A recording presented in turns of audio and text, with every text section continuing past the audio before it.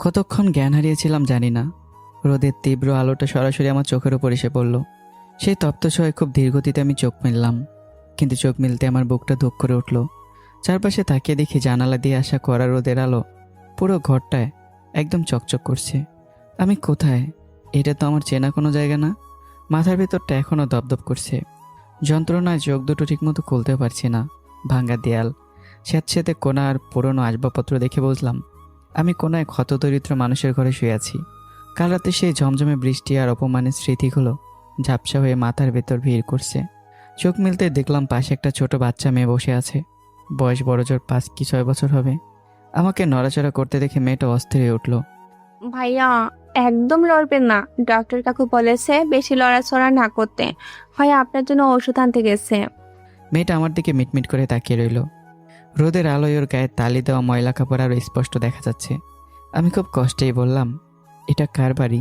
আমি এখানে কিভাবে আসলাম? এটা আমাদের বাড়ি। ভাইয়া আপনাকে ব্রিজের উপর থেকে কুড়িয়ে এনেছে। বুকের ভেতরটা মোচড় দিয়ে উঠল। যে শহরে আমার আপনজনরা আমাকে রাস্তায় ছুড়ে দিল, সেখানে অপরিচিতরা আমাকে আশ্রয় দিয়েছে। আমি নিজেকে সামলে নিয়ে মেয়েটির নাম জিজ্ঞাসা করলাম, তোমার নাম কি? আমি ফাগুন। আচ্ছা ভাইয়া, আপনি আত্মহত্যা করতে গিয়েছিলেন কেন? ওর এই নিষ্পাপ প্রশ্নে আমি থমকে গেলাম। কাল রাতের সব অপমান মনে পড়ে গেল। বাহ, খুব মিষ্টি নাম তো তোমার।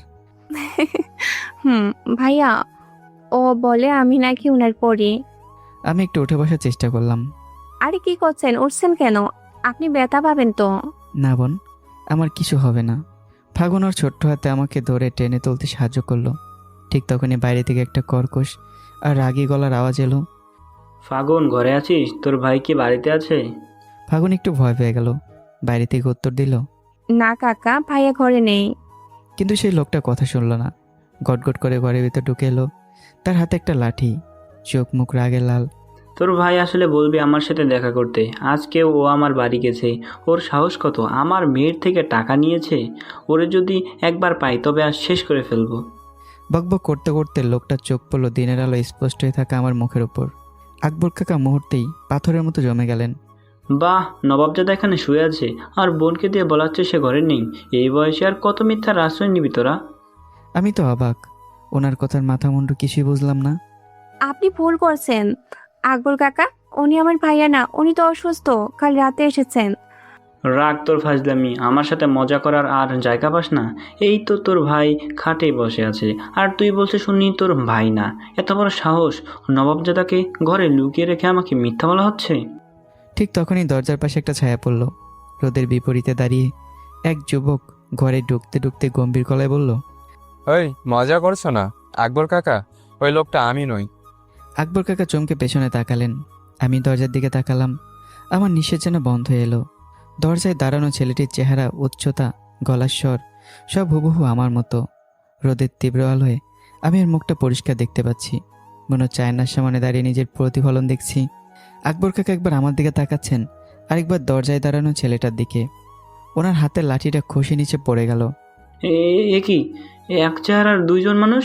আমি কি স্বপ্ন দেখছি নাকি ভূত দেখছি? ফাগুন ওর ভাইয়ের কাছে দৌড়ে গেল। আমরা দুজন একে অপরের চোখের দিকে তাকিয়ে রইলাম। এক অদ্ভুত নিস্তবতা ঘরটাকে গিলে ফেলল। আপনি কোনো ভূত দেখেছেন না আকবর কাকা? ওটার আর আমার চেহারা এক হলেও আমরা এক নই।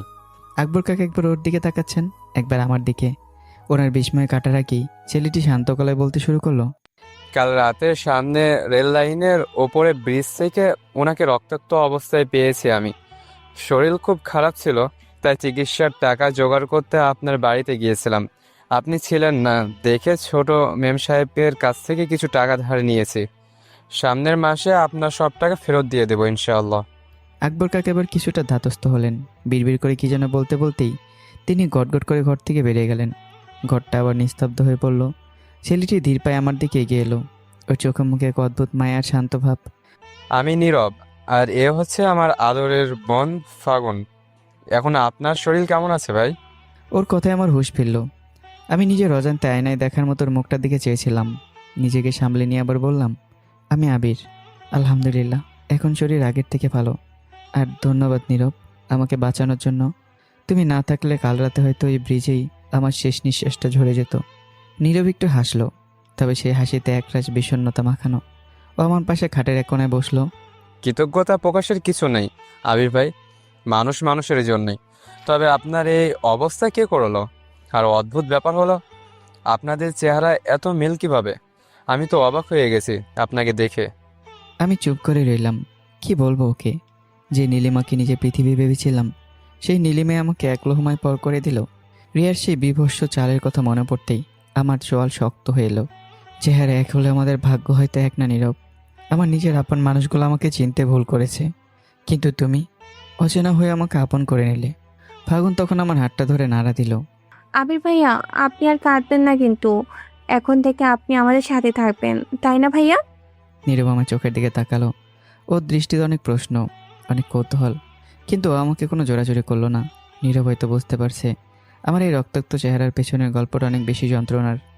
আবির ভাই, আমি আপনাকে জোরাজুরি করতে চাই না, কিন্তু আপনার এই অবস্থা কেন হলো সেটা কি বলা যাবে? আমি একটা দীর্ঘ শ্বাস ছাড়লাম। বুকের ভিতর জমানো পাথরটা সরিয়ে মুখ খুললাম। নীলিমার সাথে সেই প্রথম দেখা, আমাদের ভালোবাসা, রিয়া সেই পৈশাসিক পরিকল্পনা, আর কাল রাতে সেই নারকীয় অপমানের কথা এক এক করে সব বলতে শুরু করলাম। বলতে বলতে আমার কণ্ঠস্বর আবার ধরে আসছিল। চোখ দিয়ে আপনা আপনি নোনা জল গড়িয়ে পড়ছিল। গল্পটা শেষ করে তাকিয়ে দেখি নীরবর হাত দিয়ে নিজের চোখের জল মুছছে। ওর চোল রাগে শক্ত হয়ে আছে। আর ছোট্ট ফাগুন, ও তো অঝরে কাঁদছে। এক পর্যায়ে নিয়ন্ত্রণ হারিয়ে আমাকে জড়িয়ে ধরে ডুকরে কেঁদে উঠল। আবির ভাইয়া, কে বলেছে আপনার কেউ নেই? আমি আছি, নীরব ভাইয়া আছে। আমরা থাকতে আপনি নিজেকে একা ভাববেন না। আমি স্তব্ধ হয়ে গেলাম। এই ছোট্ট মেয়েটার কথাগুলো যেন আমার তপ্ত বুকে বৃষ্টির মতো শান্ত পরশ বলিয়ে দিল। নীরব আমার কাঁধে হাত রাখলো। ওর চোখে এখন অন্যরকম এক দৃঢ়তা। আবির ভাই, ছোট একটা অনুরোধ ছিল। রক্তের সম্পর্কের মানুষ গোলাতে আপনাকে বিশ্বাস করেনি। এই অচেনা ছেলেটাকে কি আপনার ছোট ভাই বানানো যায় না? আমাকে ভাই হিসাবে গ্রহণ করবেন? আমার চোখের পানি থামছেই না, পড়েই যাচ্ছে। এক অদ্ভুত বৈপরীত্যে আমি বাকরুদ্ধ। যেখানে আমার নিজের জন্মদাতা বাবা আমাকে কোলাঙ্গার বলে তাড়িয়ে দিল, যেখানে আমার ভালোবাসার মানুষটা আমাকে একবারও আত্মপক্ষ সমর্থনের সুযোগ দিল না, সেখানে এই জরাজীর্ণ ঘরে সম্পূর্ণ অচেনা এই মানুষগুলো আমাকে আপন করে নিতে চাইছে। নীরব, আমি আজ নিঃস্ব। আমাকে ভাই বানিয়ে তোমার হয়তো কোনো লাভ হবে না, কিন্তু তোমরা আজ আমাকে যে সম্মান দিলে সেটা আমি কোনোদিন ভুলবো না। নীরব একটু হাসলো, তবে সেই হাসিতে একটা প্রতিজ্ঞার ছাপ ছিল। লাভ দিয়ে ভাই বানানো হয় না আবির ভাই, ভালোবাসা দিয়ে হয়। আজ থেকে আমার আর আপনার সম্পর্কটা রক্তের সম্পর্ক চেয়েও বেশি কিছু। আমি অবাক হয়ে নীরবের দিকে তাকিয়ে রইলাম। নীরব হঠাৎ নিজের কপালে একটা চাপড় দিল। ও, আমি তো ভুলে গিয়েছিলাম। ডাক্তার কাকু বলেছে আপনাকে কিছু খাইয়ে তারপর ওষুধগুলো দিতে। ফাগুন ভাইকে কিছু খেতে দিয়েছিস? ও যা, আমার তো একদমই মনে ছিল না। দাঁড়াও আবির ভাইয়া, আমি এক্ষুনি নিয়ে আসছি। ফাগুন দৌড়ে রান্নাঘরে চলে গেল। কিছুক্ষণ পর একটা স্টিলের থালায় করে এক দুটো শুকনো রুটি আর সামান্য একটু চিনি, এই সামান্য খাবারটুকু যখন আমার সামনে ধরলো, আমার গলাটা ধরে এলো। আমি যা বুঝলাম, ওরা অনেক কষ্ট করে চলে। হয়তো ঘরে এইটুকুই খাবার ছিল, সেটা ওরা হাসি মুখে আমার সামনে তুলে ধরলো। আমি মনে মনে প্রতিজ্ঞা করলাম, নিজের আপনরা আমাকে পর করলেও এই মানুষগুলোকে আমি কোনোদিন ভুলবো না। আজ থেকে ফাগুন আর নীরবই আমার সব। অন্যদিকে নীলিমাদের বাড়ি, পুরো বাড়িতে এক থমথমে নীরবতা বিরাজ করছে। নীলিমা গত রাত থেকে একবার চোখের পাতা এক করতে পারেনি। ওর বারবার মনে পড়ছে আমার সে রক্তাক্ত মুখটা। ঘৃণার ভালোবাসার এক অদ্ভুত দ্বন্দ্বে ও নীল হয়ে যাচ্ছে। মানসিক যন্ত্রণায় অস্থির হয়ে নীলিমা ভাবল রিয়ার সাথে কথা বলবে। রিয়াকে একটু সান্ত্বনা দেওয়া দরকার। নীলিমা ধীর পায়ে রিয়ার রুমের দিকে এগিয়ে গেল। নীলিমা রিয়ার রুমের দরজার হাতলে হাত দিতে গিয়েও থমকে গেল। ভেতর থেকে ফিসফিসানি ভেসে আসছে। রিয়া কি তবে কারোর সাথে কথা বলছে? কিন্তু এবার শুধু রিয়া ছাড়া আর কেউ নেই। রিয়া তো বলেছিল খুব আতঙ্কে আছে, কথা বলার মতো অবস্থায় নেই। তবে ও এখন কার সাথে কথা বলছে? নীলিমার দরজার সাথে কান পাতল। ভেতর থেকে রিয়ার সেই চেনা গলার হাসি শব্দ ভেসে এলো। তবে সেই হাসিতে কোনো যন্ত্রণা নেই, আছে এক পৈশাসিক আনন্দ। আরে ধুর, আমি কি এতই কাজ করি নাকি? যা করেছি একদম নিখুঁত। নীলিমা তো আবিরকে এখন দু চোখেও দেখতে পারছে না, নিজের চোখে সব দেখেছে তো। এখন আমি যা বলবো নীলিমা তাই বিশ্বাস করবে। নীলিমার বুকের ভেতরটা যেন কে হাতুড়ি দিয়ে পেটাচ্ছে। কি শুনছে ও? রিয়া নাটক করেছে? হ্যাঁ, আবিরের মাথাটা ফাটিয়েছি আমি। তারপর ওর আব্বু বাড়ির গেটের বাহিরে টেনে নিয়ে ফেলে দিয়েছে। আবিরের আব্বু আর আঙ্কেল তো রাগে ওর মুখে দেখেনি। শোন, এখন আসল কাজ বাকি। নীলিমাদের এই বিশাল ব্যবসার প্রপার্টি এখন আমার হাতে আসবে। নীলিমা তো এখন মানসিকভাবে পুরোই ভেঙে পড়েছে। এই সুযোগটাই কাজে লাগাতে হবে। নীলিমার দরজার ওপাশে দাঁড়িয়ে কাঁপতে শুরু করলো। ওর মাথা ঘুরছে। ও যাকে বোন ভেবে বিশ্বাস করে নিজের ভালোবাসার মানুষকে ঘর থেকে বের করে দিল, সেই রিয়া আসলে একটা বিষধর সাপ। নীলিমা সহ্য করতে পারল না। ওর ইচ্ছে করছিল চিৎকার করে দরজা ভেঙে ভিতরে ঢুকি রিয়ার টুটি চেপে ধরতে, কিন্তু নিজেকে সামলে নিল। ও বুঝতে পারল এখন চিৎকার করে রিয়া আবার কোনো নতুন চাল চালবে। আমাকে অনেক বড় অপমান করেছে। আমাকে ফিরিয়ে আনার আগে রিয়ার এই মুখ সবার সামনে টেনে খুলতে হবে। নীলিমা দুহাতে নিজের মুখ চেপে ধরল যাতে কান্নার শব্দ বাইরে না আসে। টলতে টলতে নিজের রুমে ফিরে এলো। দেয়াল ধরে স্লাইড করেও মেঝেতে বসে পড়ল। আবির ফিরে এসো। আবির, আমি এ কি করলাম? আমি কেন তোমাকে বিশ্বাস করলাম না? তুমি রক্তাক্ত অবস্থায় কাঁদছিলে আর আমি তোমাকে ঘৃণা করছিলাম। রিয়া আমাকে দিয়ে নিজের স্বামীকে ঘর থেকে বের করালো। ছি নীলিমা, ছি। নীলিমা জানালার দিকে তাকালো। বাইরে এখন ঝলমলে রোদ, কিন্তু ওর পৃথিবীটা অন্ধকার হয়ে গেছে। ও কি পারবে তার আবিরকে খুঁজে বের করতে? আর সেও কি তাকে ক্ষমা করবে? এসবই ভাবছিল। নীলিমার এক মুহূর্ত দেরি করলো না। কাঁপতে থাকা হাতে ফোনটা বের করে রিয়াদকে কল করলো। কাল রাতে ঝামেলার পর রিয়াদদের বাড়িতে অনেক অশান্তি হয়েছে, তাই রিয়াদ সকালে নিজের বাড়িতে চলে গিয়েছিল। রিয়াদ, তুই কই? এই তো বাড়িতে। কেন আপু, কি হয়েছে? তোমার গলা এমন শোনাচ্ছে কেন? অনেক বড় সর্বনাশ হয়ে গেছে রে রিয়াদ। তুই একটু তাড়াতাড়ি আয়, সোনারগাঁও রেস্টুরেন্টে আয়। আমি ওখানে আসছি। ফোনে কিচ্ছু বলা যাবে না, তুই শুধু জলদি আয়। রিয়াদ কিছু জিজ্ঞাসা করার আগেই নীলিমা ফোনটা কেটে দিল। ওর এখন একটাই লক্ষ্য, আমাকে খুঁজে বের করা। ও কিভাবে আমার উপর এত বড় অবিচার হতে দিল, নিজেকে সে ক্ষমা করতে পারছে না এসব ভেবে। নীলিমা তাড়াতাড়ি করে তৈরি হয়ে ঘর থেকে বের হলো। দ্রুত সিঁড়ি দিয়ে নিচে নেমে যখন ড্রয়িং রুমে এলো, দেখলো সেখানে ওর বাবা মা আর আমার আব্বু আম্মু ভীষণ মুখে বসে আছেন। নীলিমাকে দেখেই ওরা এগিয়ে এলেন। নীলিমা মা, তুই কোথায় যাচ্ছিস এই অবস্থায়? জুমা বলছিল তুই নাকি ঘরে কাঁদছিস। নীলিমার মায়ের কথায় উত্তর দেওয়ার শক্তিটুকু পাচ্ছিল না। ওর চোখের সামনে সবকিছু ঝাপসা হয়ে আসছে। রিয়া সেই পৈশাচিক হাসি আর আমার সেই রক্তাক্ত মুখটা বারবার তার চোখের সামনে ভাসছে। বুকের ভেতরে এক অসহ্য যন্ত্রণা শুরু হলো তার। নীলিমা, যাস না মা, শরীরটা তো তোর ভালো না। নীলিমার দরজার দিকে এক পা বাড়াতেই পুরো পৃথিবীটা যেন বনবন করে ঘুরে উঠল। ও ড্রয়িং রুমের কার্পেটের উপরই লুটিয়ে পড়ার ঠিক আগ মুহূর্তে অস্পষ্ট স্বরে শুধু একটা কথাই বলল, আবির, আমাকে ক্ষমা করো। নীলিমা যখন জ্ঞান ফিরল, ও দেখলো নিজের রুমে শুয়ে আছে। রুমের সবাই ওর দিকে তাকিয়ে আছে, কিন্তু সবার চেহারা দেখে মনে হচ্ছে কোনো এক গভীর দুশ্চিন্তা তাদের গ্রাস করছে। রিয়াদু নীলিমার ফোন পে ততক্ষণে চলে এসেছে। কি হয়েছে তোমাদের? সবার চেহারা এমন দেখাচ্ছে কেন? কোনো খারাপ খবর? নীলিমার আম্মু একটু ইতস্তত করে এগিয়ে এলেন, তার চোখ মুখে অস্থিরতা। মা, কথাটা তুই কিভাবে যে নিবি? মানে আরে, কি মানে করছো? বলছো না কেন, কি হয়েছে? তুই মা হতে যাচ্ছিস নীলিমা। ডাক্তার একটু আগেই চেক আপ করে গেছেন। কথাটা শোনা মাত্রই নীলিমার ভেতরটা খুশিতে ভরে উঠল। ওর অস্তিত্বে আমার শেষ চিহ্নটুকু আজ পূর্ণতা পেতে যাচ্ছে। ও চিৎকার করে হাসতে চাইছিল, কিন্তু পরিস্থিতি মনে পড়তে নিজেকে সামলে নিল। নীলিমার আম্মা একটা দীর্ঘ শ্বাস ছেড়ে কঠিন গলায় বললেন, আমরা সিদ্ধান্ত নিয়েছি যে তোকে অ্যাবর্শন করাবো। ওই লম্পটের কোনো পাপের চিহ্ন আমরা এই দুনিয়ায় রাখতে চাই না। আমাদের বংশের সম্মানে আর কালি দিতে দেব না। আমার আম্মু পাশে দাঁড়িয়ে হাওয়া করে কেঁদে উঠলেন। তিনি হয়তো কিছু বলতে চেয়েছিলেন, কিন্তু আমার আব্বু ওনার হাত শক্ত করে চেপে ধরে থামিয়ে দিলেন।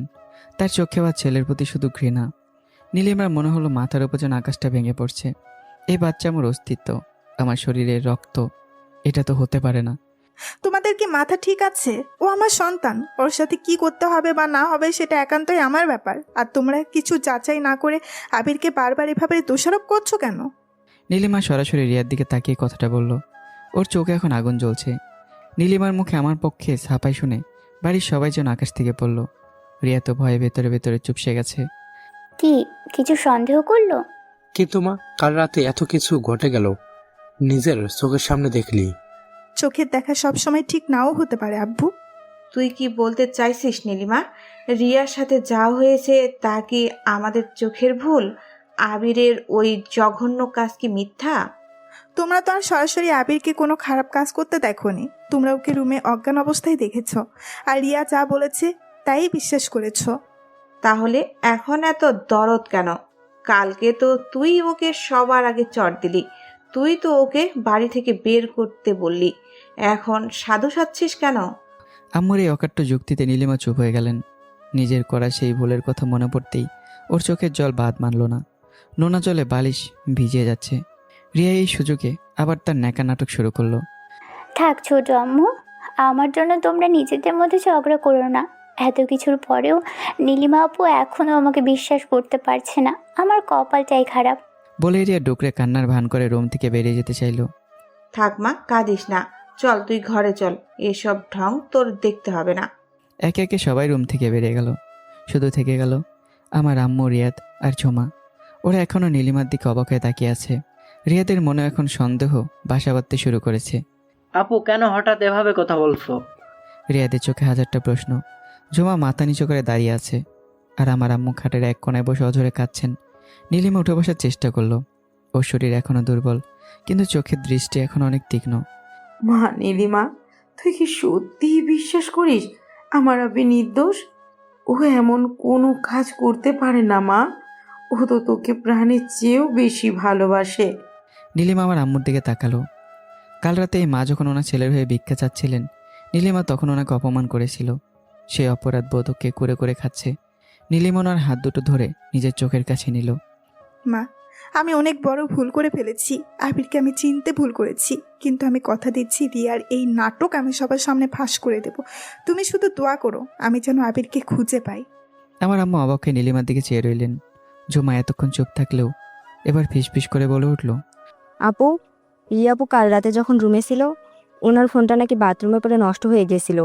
কিন্তু কিছুক্ষণ আগে আমি ওনাকে বারান্দায় ফোনে কথা বলতে দেখেছি। ওনার ফোন তো একদম ঠিক আছে। নীলিমার চোয়াল শক্ত হয়ে এলো। ও রিয়াদের দিকে তাকিয়ে গম্ভীর গলায় বলল, রিয়াদ, তুই কাল রাত থেকে যা দেখেছিস সব ভুলে যা। রিয়া একটা সাপ। ও আবিরকে ফাঁসানোর জন্য নিজের শরীর আর সম্মানকেও তাসের গুটি হিসাবে ব্যবহার করেছে। আমি নিজের কানে ওর ফোন আলাপ শুনেছি। রিয়া স্তব্ধ হয়ে গেল। ও ভাবতেই পারেনি রিয়া এত নীচ হতে পারে। তুমি নিশ্চিত তো আপু, রিয়া কি সত্যিই? হ্যাঁ রিয়াদ, এখন আমাদের হাতে সময় খুব কম। রিয়াকে বুঝতে দেওয়া যাবে না যে আমরা কিছু জানি। আর রিয়াদ, তুই এখনই খোঁজ লাগা আবির কোথায় থাকতে পারে। রিয়াদ একটা দীর্ঘ শ্বাস ছেড়ে বলল, দেখছি। এই বলেই যখন রিয়া যেতে নেবে, অমনি ঝুমা বলে উঠল, আমিও যাব। নীলিমা একটু মুচকে হাসলো। এই কঠিন বিপদেও ঝুমার এই আবদার ওর মনটা একটু হালকা করে দিল। আচ্ছা যা, সাবধানে যাস দুইজনে। নীলিমার কথা শুনে মনে হলো ওরা দুজনে অনেক খুশি হয়েছে। রিয়াদ আর ঝুমা দ্রুত ঘর থেকে বেরিয়ে গেল। নীলিমা জানালার বাইরে তাকিয়ে মনে মনে বলল, আবির, যেভাবেই হোক তোমাকে আমি খুঁজে বের করবই। এদিকে আমি সেই কখন থেকে বসে আছি। নীরব গেছে ফাগুনকে আনতে, কিন্তু এখন এলো না। আসলে ফাগুন বাইরে খেলতে গিয়েছিল, তাই নীরবকে খুঁজতে বেরিয়েছে। একটু পর দেখলাম ফাগুন হন্তদন্ত হয়ে দৌড়ে এসে আমার পেছনে গিয়ে লুকালো। ওর ছোট্ট ছোট্ট হাত দুটো দিয়ে আমার জামা খামচে ধরেছে। কি হয়েছে ফাগুন, এভাবে পালাচ্ছ কেন?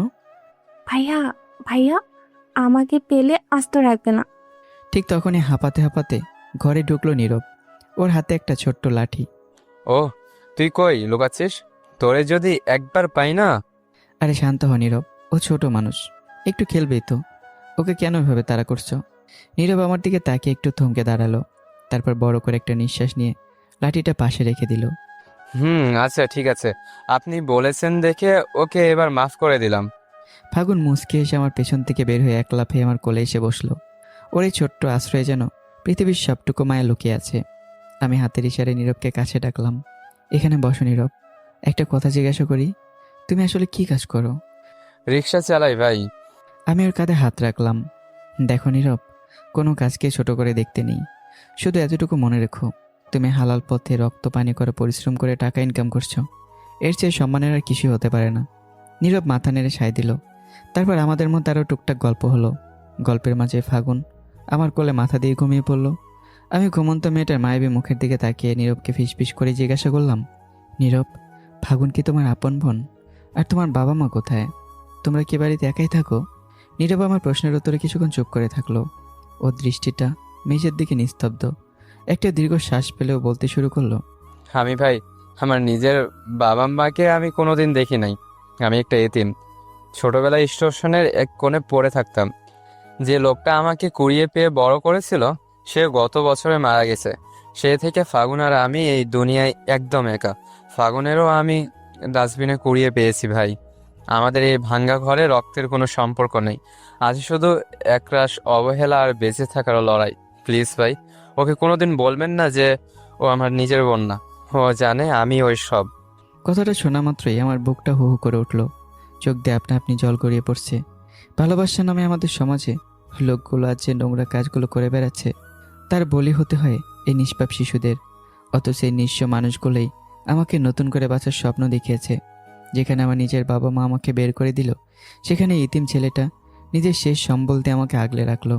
আমি চোখের জল মুছলাম। আরে না নীরব, তোমার মাথা খারাপ। ফাগুন আজ থেকে আমারও নিজেরই বোন, আর তুমি আমার নিজের ছোট ভাই। আমরা তিনজন মিলে একটা পরিবার হব। নীরব আমার কথা অনেকটা ভরসা পেল। ও মুচকে এসে ফাগুনকে কোলে তুলে বিছানায় শুয়ে দিল। তারপর আমরা রাতের খাবার খেয়ে ঘুমিয়ে পড়লাম। দেখতে দেখতে কিভাবে যেন 1 বছর 3 মাস কেটে গেল, বলতেই পারলাম না। আমার শরীর পুরোপুরি সুস্থ হতে প্রায় 1 মাসেরও বেশি সময় লেগেছিল। এরপর আমি আর ঘরে বসে থাকিনি, নীরবকে বুঝে ওর সাথে রিক্সা চালানো শুরু করি। অনেক পরিশ্রম আর জমানো টাকা দিয়ে, সাথে আকবর কাকার সাহায্য নিয়ে আমরা একটা মুদি দোকান দিয়েছি। আকবর কাকাকে শুরুতে যতটা আগে মনে হয়েছিল, মানুষটা আসলে ভেতরে ততটাই নরম। আমাদের এই উন্নতি দেখে উনি অনেক খুশি। এমনকি আগামী মাসে আকবর কাকার মেয়ে ইকরার সাথে নীরবের বিয়ে ঠিক হয়েছে। আমাদের জীবনটা এখন অনেক সুন্দরভাবে চলছে। ছোট্ট ফাগুনকে স্কুলে ভর্তি করে দিয়েছি। এত কিছুর ভিড়েও নীলিমার কথা আমার মাঝে মাঝেই মনে পড়ে। বুকের এক কোণে চিনচিন একটা ব্যথা এখনও রয়ে গেছে, কিন্তু কিছু করার নেই। হয়তো ভাগ্যটাই আমার এমন। আজ আমি অনেকদিন পর আমার পুরনো এলাকায় যাচ্ছি। কলেজে যাব, সার্টিফিকেটগুলো আনতে। ফাগুনও বায়না ধরেছে আমার সাথে যাবে। আসলে সার্টিফিকেট তো একটা উছিলা, মূল উদ্দেশ্য হলো এক পলক নীলিমাকে দেখা। ওকে আমায় এখনো মনে করে নাকি আজও সেই ঘৃণার পাহাড়টা ওর মনে জমা হয়ে আছে। হঠাৎ নীরবের কথায় আমার হুঁশ ফিরল। ভাই কখন আসবি? আরে সার্টিফিকেটটা নিয়ে চলে আসবো রে। তুই দোকানে যা, গিয়ে দোকানটা খোল। আমি দুপুরের আগে ফেরার চেষ্টা করব। আসলে 1 বছরে আমাদের সম্পর্কটা আপনি থেকে তুইতে চলে এসেছে। আমরা এখন শুধু বন্ধু নই, আপন ভাইয়ের থেকে বেশি কিছু। ফাগুনের হাত ধরে বাসে উঠলাম। জানালার বাইরে তাকাতেই বুকের ধুকপুকানি বেড়ে গেল। দীর্ঘ 15 মাস পর আমি আবার আমার সেই চিরচেনা শহরে পা রাখছি, যে শহর আমাকে রক্তাক্ত অবস্থায় তাড়িয়ে দিয়েছিল। আজ আমি সেখানে এক নতুন মানুষ। কলেজে স্যারকে অনেক বোঝানোর পর অবশেষে সার্টিফিকেটগুলো হাতে পেলাম। দীর্ঘ 15 মাস পর নিজের অর্জিত কাগজগুলো হাতে পেয়ে বুকটা এক অজানা হাহাকারে ভরে উঠল। কলেজ থেকে বের হয়ে আসতেই ফাগুন আমার হাত ধরে টান দিল। ভাইয়া, আমরা বাস স্ট্যান্ডের দিকে না গিয়ে ওদিকে কোথায় যাচ্ছি? আছে এক জায়গা, তুই না বললি তোর নীলিমা ভাবিকে দেখবি? আমার কথা শোনা মাত্রই ফাগুন খুশিতে একাকার হয়ে লাফাতে শুরু করলো। ওর চোখে মুখে এক আকাশ কৌতূহল। সত্যি ভাইয়া? কখন যাব? কোন দিক দিয়ে যাব? বাসে নাকি রিক্সায় যেতে হবে? বলো না ভাইয়া। আরে থাম থাম, একটু আস্তে। আমার সে দেখছি তোর পেরেশানি বেশি। ফাগুন মুচকে এসে আমার দিকে তাকালো। ও ছোট্ট ছোট চোখের মণিগুলো যেন নাচছে। থাকবে না, আমার ভাইয়ার বউ বলে কথা। দেখবো না আমার ভাবি কেমন। ওর কথা শুনে নিমিষে আমার মনটা বিষণ্ণ হয়ে গেল। বুকের ভিতর এক অসহ্য মোচড় অনুভব করলাম। দীর্ঘ সময় পর সেই চেনা গলি, চেনা বাতাস, কিন্তু সব কিছুর মাঝে নীলিমাকে আমার আছে। হয়তো আমায় ভুল বুঝে বসে আছে রে ফাগুন। হয়তো ঘৃণায় আমার নামটা ভুলে গেছে। কথাটা বলতে গিয়ে গলাটা ধরে এলো। চোখের কোণে নোনা জল জমাট বাঁধছিল। ফাগুন যেন টের না পায়, তাই চট করে ওর আড়ালে চোখের পানিটুকু মুছে ফেললাম। না হলে মহারানীকে 1000টা প্রশ্নের জবাব দিতে হবে। বুঝতেই পারছেন, আমার এই পিচ্চি পরিটা আমাকে চোখে চোখে রাখে, একদম বড়দের মতো শাসনে রাখে। নীলিমাদের বাড়ির পথে একটা পার্ক পড়ে। আমরা সেই পথ দিয়ে হাঁটছি। এই পার্কে আমাদের কত স্মৃতি জমা পড়ে আছে, কিন্তু আজ সব স্মৃতি যেন বিষ হয়ে আমাকে বিচ্ছে। রাস্তা দিয়ে হাঁটার সময় হঠাৎ পার্কের ভিতরের দিকে আমার চোখ গেল। দেখলাম একটা বেঞ্চে নীলিমা বসে আছে। ওর কোলে একটা ফুটফুটে বাচ্চা।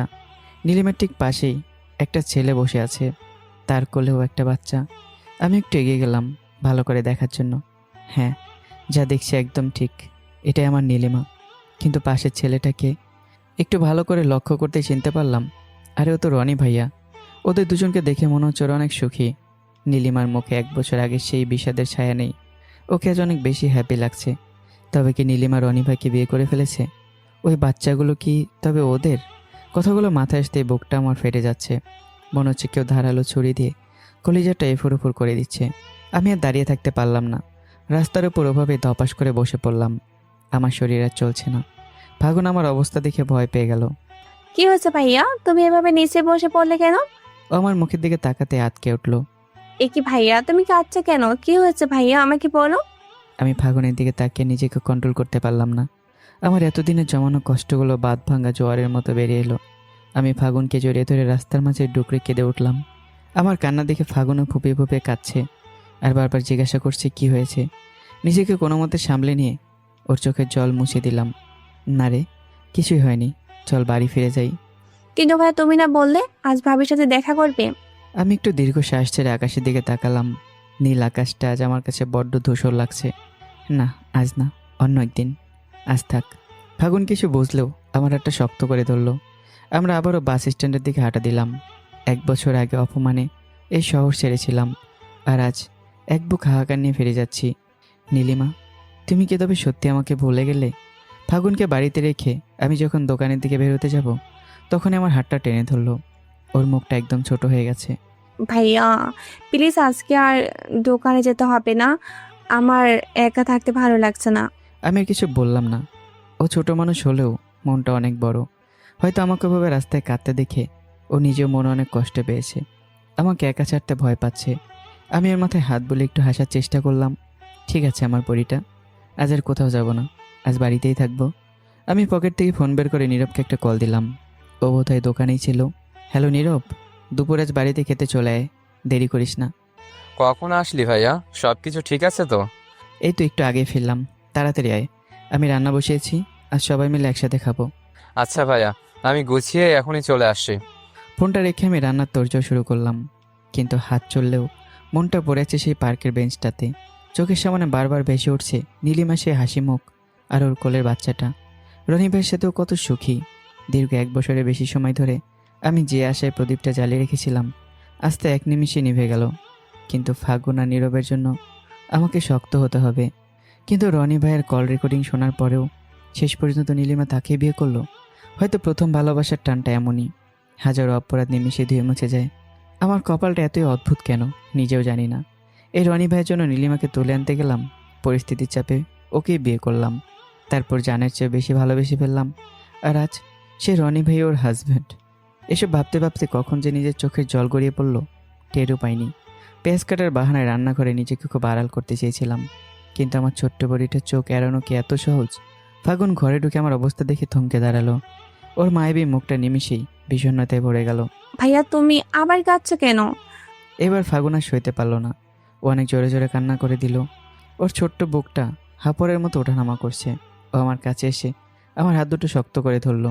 তোমার কষ্ট হয়ে থাকলে আমাকে বলো প্লিজ, এভাবে কান্না করো না। তোমাকে কাঁদতে দেখলে আমার যে অনেক কষ্ট হয় ভাইয়া। আমি আমার পিচ্ছি পরিটার দিকে স্তব্ধ হয়ে তাকিয়ে রইলাম। আমার এক ফোঁটা চোখের জল এই মেয়েটার মনে কতটা পাহাড় সমান কষ্ট দিচ্ছে। না, আমাকে এভাবে ভেঙে পড়লে চলবে না।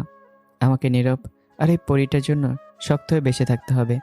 ওদের তো আমি ছাড়াই পৃথিবী তার আপন বলতে কেউ নেই। আমি ফাগুনকে টেনে নিয়ে একদম বুকের সাথে জাপটে ধরলাম।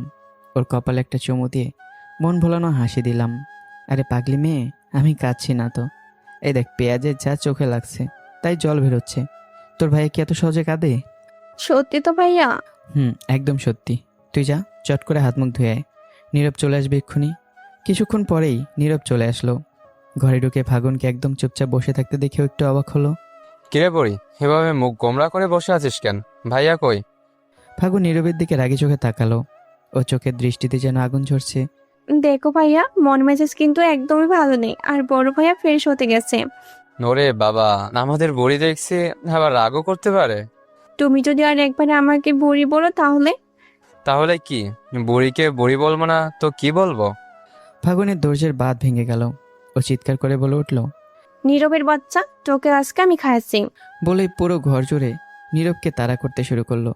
নীরব হাসতে হাসতে দৌড়ে এসে আমার পেছনে লুকালো। ঠিক তখন আমি ফ্রেশ হয়ে রুম থেকে বের হয়েছি। আরে কি হয়েছে, এভাবে ওকে তাড়া করছিস কেন? রাগের চোটে ফাগুনের মুখটা একদম টমেটোর মতো লাল হয়ে আছে।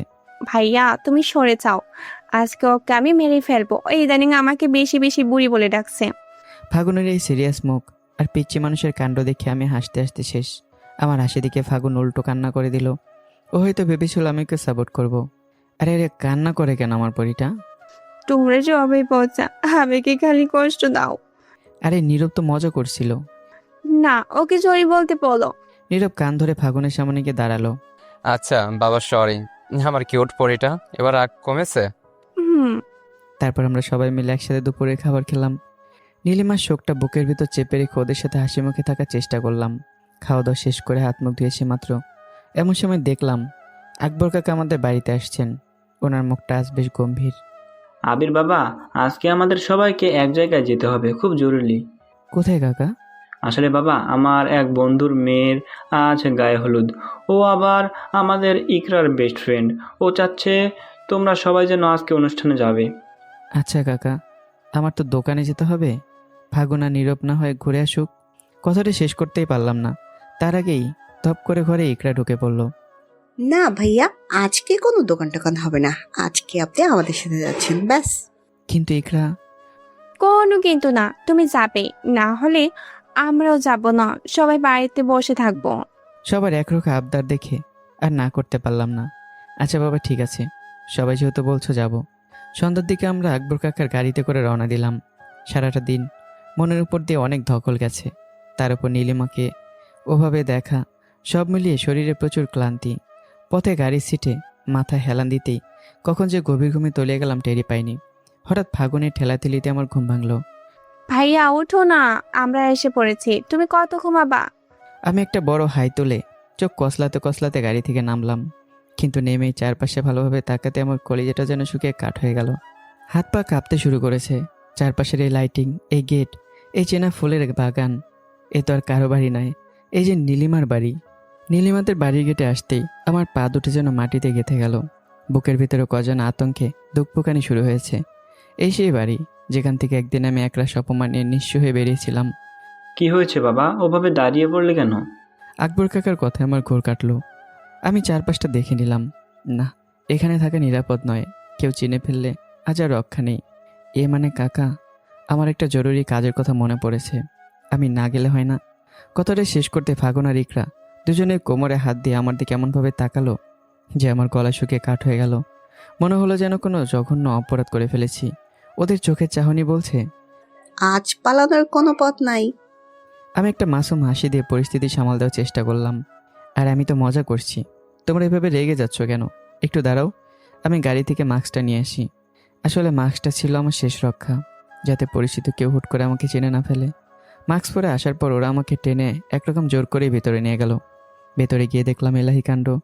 চারদিকে রঙিন আলোয় রোশনাই, ফুলের ঘ্রাণ আর মানুষের ব্যস্ততা। সবাই যে যার কাজে ব্যস্ত। নীলিমাদের বাড়ির এই উৎসবের আমেজ আমার কাছে বিষাদময় ঠেকছে। আমার এই অবাধ্য চোখ দুটো ভিড়ের মধ্যে শুধু একজনকেই খুঁজছে, নীলিমা। আকবর কাকা আমাকে নিয়ে সোজা নীলিমার বাবার সামনে গিয়ে দাঁড়ালেন। আমার পুরো শরীর তখন থরথর করে কাঁপছে। ফাগুন আর ইকরা চলে গেল ইকরার বেস্ট ফ্রেন্ডের কাছে। আরে বেটা, এত দেরি হলো কেন? প্রথম মেয়ের বিয়েতে আসলি না, এখন আবার ঝুমার সময় আসতে অত দেরি? তার মানে ঝুমার বিয়ে? দেখ বন্ধু, আমার কোনো দোষ নাই, সব দোষ হচ্ছে এই আবিরের। বলে কাকা আমার দিকে তাকিয়ে একটা রহস্যময় চোখ টিপ দিলেন। আমি তো অবাক, কাকা কি কিছু জানেন নাকি এমনিতেই করলেন? নীলিমার আব্বু এতক্ষণে আমাকে একটু খুঁটিয়ে পরখ করলেন। মাস্ক পরে থাকে উনি আমাকে চিনতে পারলেন না। ওনার চোখের সেই ঘৃণা আজ কোথায়, আর সেখানে কেবল কৌতূহল। ওকে তো ঠিক। আরে তোকে যে বলছিলাম একটা ছেলের কথা, যে আমাকে ব্যবসায় সাহায্য করে আর নিজের পায়ে দাঁড়িয়েছে, ওই সেই আবির। ও, তুমি সেই আবির? তোমার কথা অনেক শুনছি বাবা। আজকাল তোমার মতো ছেলে পাওয়া সত্যিই মুশকিল। মনে মনে হাসলাম। 1 বছর আগে সে লম্পটা বেরাজ ওনার কাছে আদর্শ ছেলে। ভাগ্যের কি অদ্ভুত পরিহাস। তা আমাদের জামাইকে কি খুঁজে পাইছিস? নীলিমার আব্বু একটা দীর্ঘ শ্বাস ফেলে হাসলেন। না রে, পাইনি। সেদিন উনি কিছু একটা বলতে যাচ্ছিলেন, ঠিক তখনই দরজার দিক থেকে একটা তীক্ষ্ণ কণ্ঠ ভেসে এলো। কেমন আছো ছোট আব্বু? আমাদের সবার নজর দরজার দিকে স্থির হলো। দরজার দিকে তাকাতেই আমার পায়ের তলা থেকে যেন মাটি সরে গেল। আমি কাকে দেখছি? এ তো রিয়া। কিন্তু এ কি অবস্থা ওর? রিয়া একটা হুইল চেয়ারে বসা, ওর পরনে থাকা কাপড়ের নিচ দিয়ে বোঝা যাচ্ছে ওর পা দুটো নেই। আমার চোখের সামনে সব কিছু ঝাপসা হয়ে আসছে। যে রিয়া একদিন আমার জীবনটা তছনছ করে দিয়েছিল, আর সে পঙ্গু হয়ে হুইল চেয়ারে। ওর পা দুটো কোথায় গেল? রনি কই? নীলিমাই বা কোথায়? সব কিছু যেন মাথার উপর দিয়ে যাচ্ছে। নীলিমার আব্বু রিয়ার সাথে আমাদের পরিচয় করে দিচ্ছিলেন। রিয়া হুইল চেয়ারে বসে থাকলেও ওর তীক্ষ্ণ দৃষ্টি যেন আমার মাস্ক পরা চেহারা ভেদ করে ভেতরে ঢুকে যাচ্ছিল। যখন ও আমার নাম আবির শুনল, ও এক মুহূর্তের জন্য পাথরের মতো জমে গেল। অবাক হয়ে আমার চোখের দিকে তাকিয়ে রইল। ও হয়তো বা মেলাতে চাইছে এই চোখ দুটো ওর কি সেই চেনা মানুষটার কিনা। ঠিক তখনই গেট দিয়ে হাসাহাসি করতে করতে একদল মানুষ ভেতরে ঢুকলো, আর তাদের দেখে আমার কলিজা যেন গলার কাছে চলে এলো। এ তো আমার আব্বু আম্মু আর সাথে নীলিমা। ওরাও মাত্র এই দাওয়াত খেতে বাড়িতে এসে পৌঁছালো। দেখ দেখ নীলিমা, তোর ছেলে আবার হিসু করে দিয়েছে, সারাদিন খালি এই কাম। ও আব্বু, একটু দাঁড়াও না, আদিকে আগে চেঞ্জ করিয়ে নেই, তারপর ধরছি। আমাকে দে নাতিকে, আমি করিয়ে দিই, তুই বরং অভিকে সামলা। না একদম না, আমার নাতিকে শুধু আমি চেঞ্জ করাবো। আগের বার মনে নেই কি কাণ্ডটাই করেছিল, ছোটবেলায় আবিরকেও ঠিক এমন করতো। নীলিমা আমার আব্বুর এই কথা শুনে হাসিতে ফেটে পড়ল। ওদের এই খুনসুটি আর হাসি খুশি দেখে আমি নিজের চোখকে বিশ্বাস করতে পারছি না। আমার আব্বু আম্মু এখানে, নীলিমার সাথে ওরা এতটা আপন কীভাবে হলো? আর এই বাচ্চাগুলো যাদের আমি রনি ভাই ভেবেছিলাম, তারা তবে আমার আব্বুর নাতি। তার মানে কি নীলিমা আজও আমার স্মৃতি ধরে আমার অপেক্ষাতেই ছিল? নীলিমার আব্বু হাসতে হাসতে এগিয়ে গেলেন আমার আব্বুর দিকে। আরে ভাই, কি নিয়ে এত হাসাহাসি করছিস? আমাকেও একটু বল, আমিও না হয় হাসি। আমি মাস্কের আড়ালে স্তব্ধ হয়ে দাঁড়িয়ে রইলাম। পুরো ড্রয়িং রুমে এক অদ্ভুত পরিস্থিতি। একদিকে রিয়া হুইল চেয়ারে বসে আমার সন্দেহ করছে, অন্যদিকে আমার আব্বু আম্মু আর নীলিমা মাত্রই ভেতরে ঢুকলো। আমার সামনে এক অবিশ্বাস্য দৃশ্য। আমার নিজের পরিবার আর নীলিমা এখন একসাথে গাথা। ড্রয়িং রুমে এখন এক অদ্ভুত স্তব্ধতা, অথচ তার মাঝে আমার আব্বু আর নীলিমার আব্বুর খুনসুটি চলছে। আমি নিজের অস্তিত্ব লুকানোর আপ্রাণ চেষ্টা করছি। আরে ভাই বলিস না, সারাদিন যে কি জ্বালাতন জ্বালায়, এই পাজি দুটো ঠিক একদম আবির আর রাব্বির মতো হইছে। আব্বুর মুখে নামটা শুনে আমি চমকে উঠলাম। আবির তো আমি, কিন্তু এই রাব্বিটা আবার কে? তবে কি আমার অগোছারে পরিবারের নতুন কেউ এসেছে? আব্বুর চোখে মুখে এক মুহূর্তের জন্য বিষাদ খেলে গেল। আমি বুঝতে পারলাম হাসাহাসি করলেও ভেতরে ভেতরে আব্বু আজও আমায় মিস করে।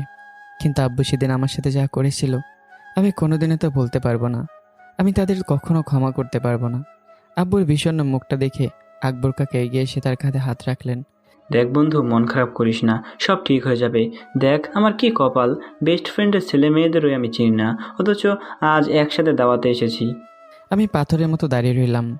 তার মানে আকবর কাকা ও আব্বুর পুরনো বন্ধু, অথচ গত 1 বছর 3 মাস আমি ওনার সাথে কাজ করেছি, কেউ কাউকে চিনতে পারিনি। ভাগ্যের কি নিষ্ঠুর আর চমৎকার খেলা। এই গোলকধাঁধায় আমি আর বেশিক্ষণ দাঁড়িয়ে থাকতে পারছিলাম না। কাকা, ওয়াশরুমটা কোথায়? আমি একটু। ঠিক সেই মুহূর্তে নীলিমা আমার দিকে তাকালো। ওর সেই মায়াবী চোখ দুটো যেন লেজারের মতো আমার মাস্ক ভেদ করে ভেতরে ঢুকে যাচ্ছিল। নীলিমা এমনভাবে তাকিয়ে আছে যে ওর চাহনি দেখে আমার শরীরে রক্ত হিম হয়ে আসছে। মনে হচ্ছে ওই মাস্কের আড়ালে থাকা মানুষটাকে ঠিকই চিনে ফেলেছে। আব্বু, ওনাকে তো ঠিক চিনতে পারলাম না, উনি কে? নীলিমা প্রশ্নটা তার বাবাকে করলেও ওর দৃষ্টি কিন্তু এক চুলও নড়ছে না আমার ওপর থেকে। আমি খেয়াল করলাম ওর চোখের কোণে জল চিকচিক করছে। সেই জল কি যন্ত্রণার নাকি জমানো অভিমানের? 1 বছর 3 মাসের দূরত্ব কি তবে নীলিমাকে আমার ঘ্রাণ ভুলিয়ে দিয়েছে? আকবর কাকা অমায়িক হেসে আমার পরিচয় দিলেন। ও আমার খুব কাছের একজন মানুষ, আমার ব্যবসার অনেক বড় ভরসা, নাম ওর আবির। আবির নামটা শুনে নীলিমার ঠোঁট দুটো থরথর করে কেঁপে উঠল।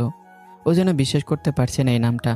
ও আরেকটু এগিয়ে এসে খুব শান্ত অথচ তীক্ষ্ণ গলা আমাকে জিজ্ঞাসা করলো, ও আচ্ছা, তা আপনি এই গরমেও কেন মাস্ক পরে আছেন? অসুস্থ কিনা, নাকি চেহারা লুকাতে চাচ্ছেন?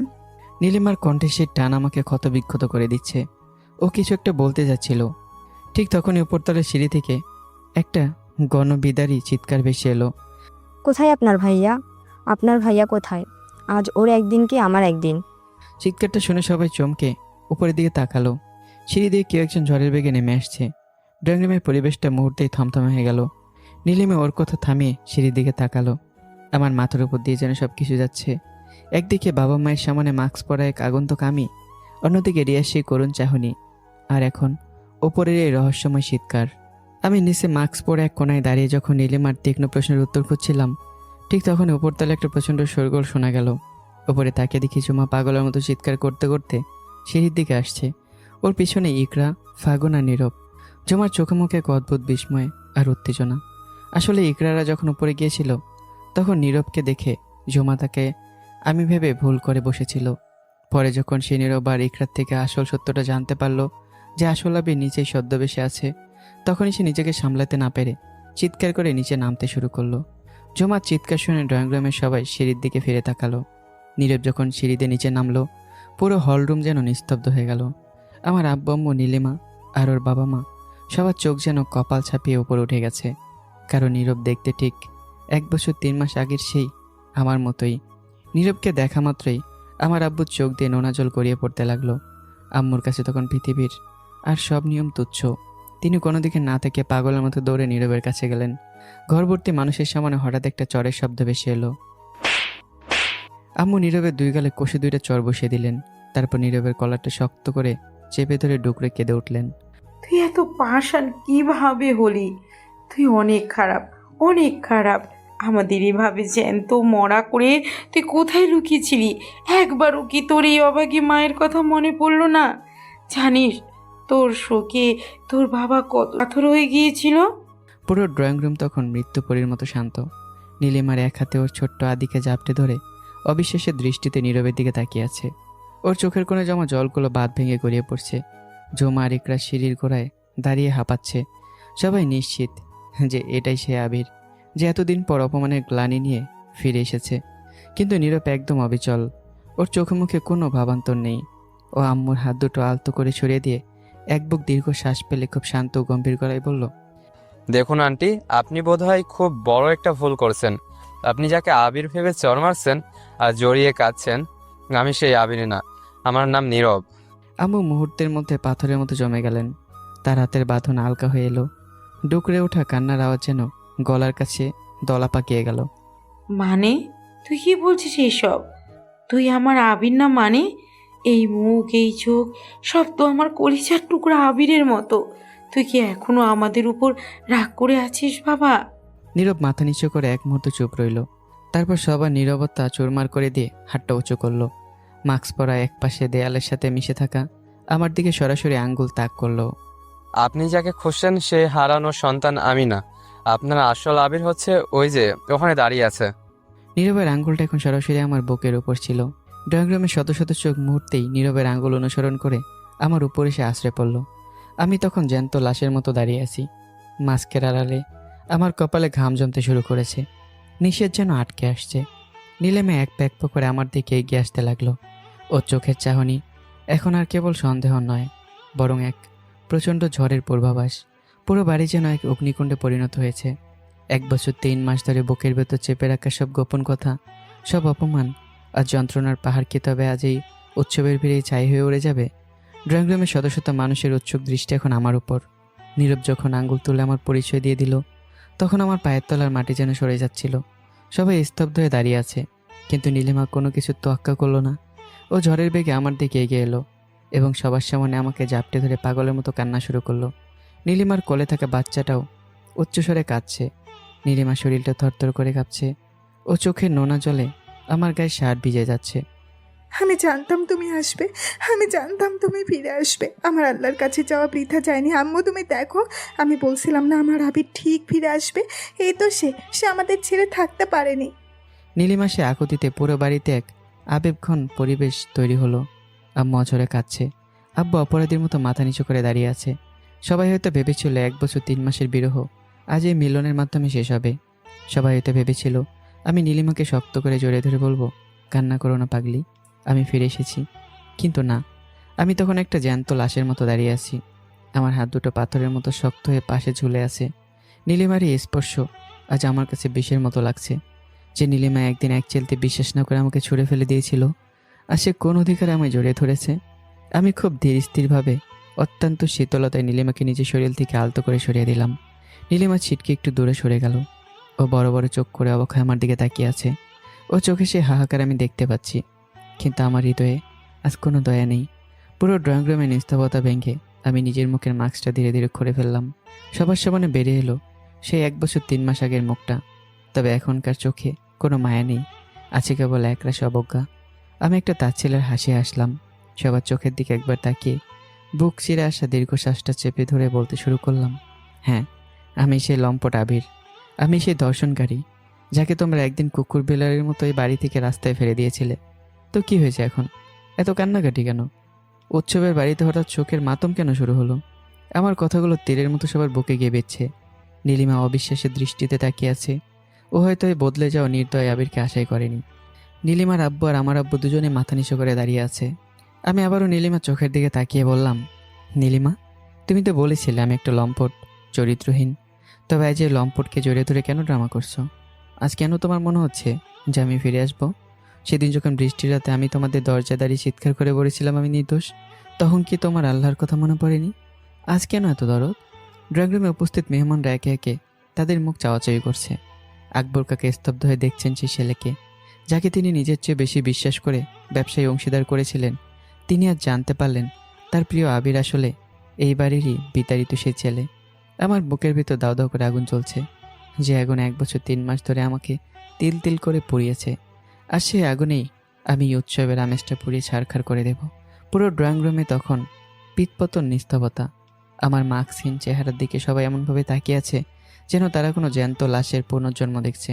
নীলিমা আমার সেই অবজ্ঞাসূচক কথাগুলো শুনে কান্নায় ভেঙে পড়ল। ওর হাহাকারে ড্রয়িং রুমের দেয়ালগুলো যেন কেঁপে উঠছে। বিশ্বাস করো আবির, আমি কিচ্ছু জানতাম না। আমাকে ভুল বোঝানো হয়েছিল, আমি সত্যিই জানতাম না। নীলিমার কোলের বাচ্চাটাকে পাশে দাঁড়ানো ওর আম্মুর কোলে একরকম জোর করে দিয়ে দিল। ও চোখ থেকে অঝরে পানি পড়ছে। ও আমার একদম কাছে এসে দাঁড়ালো।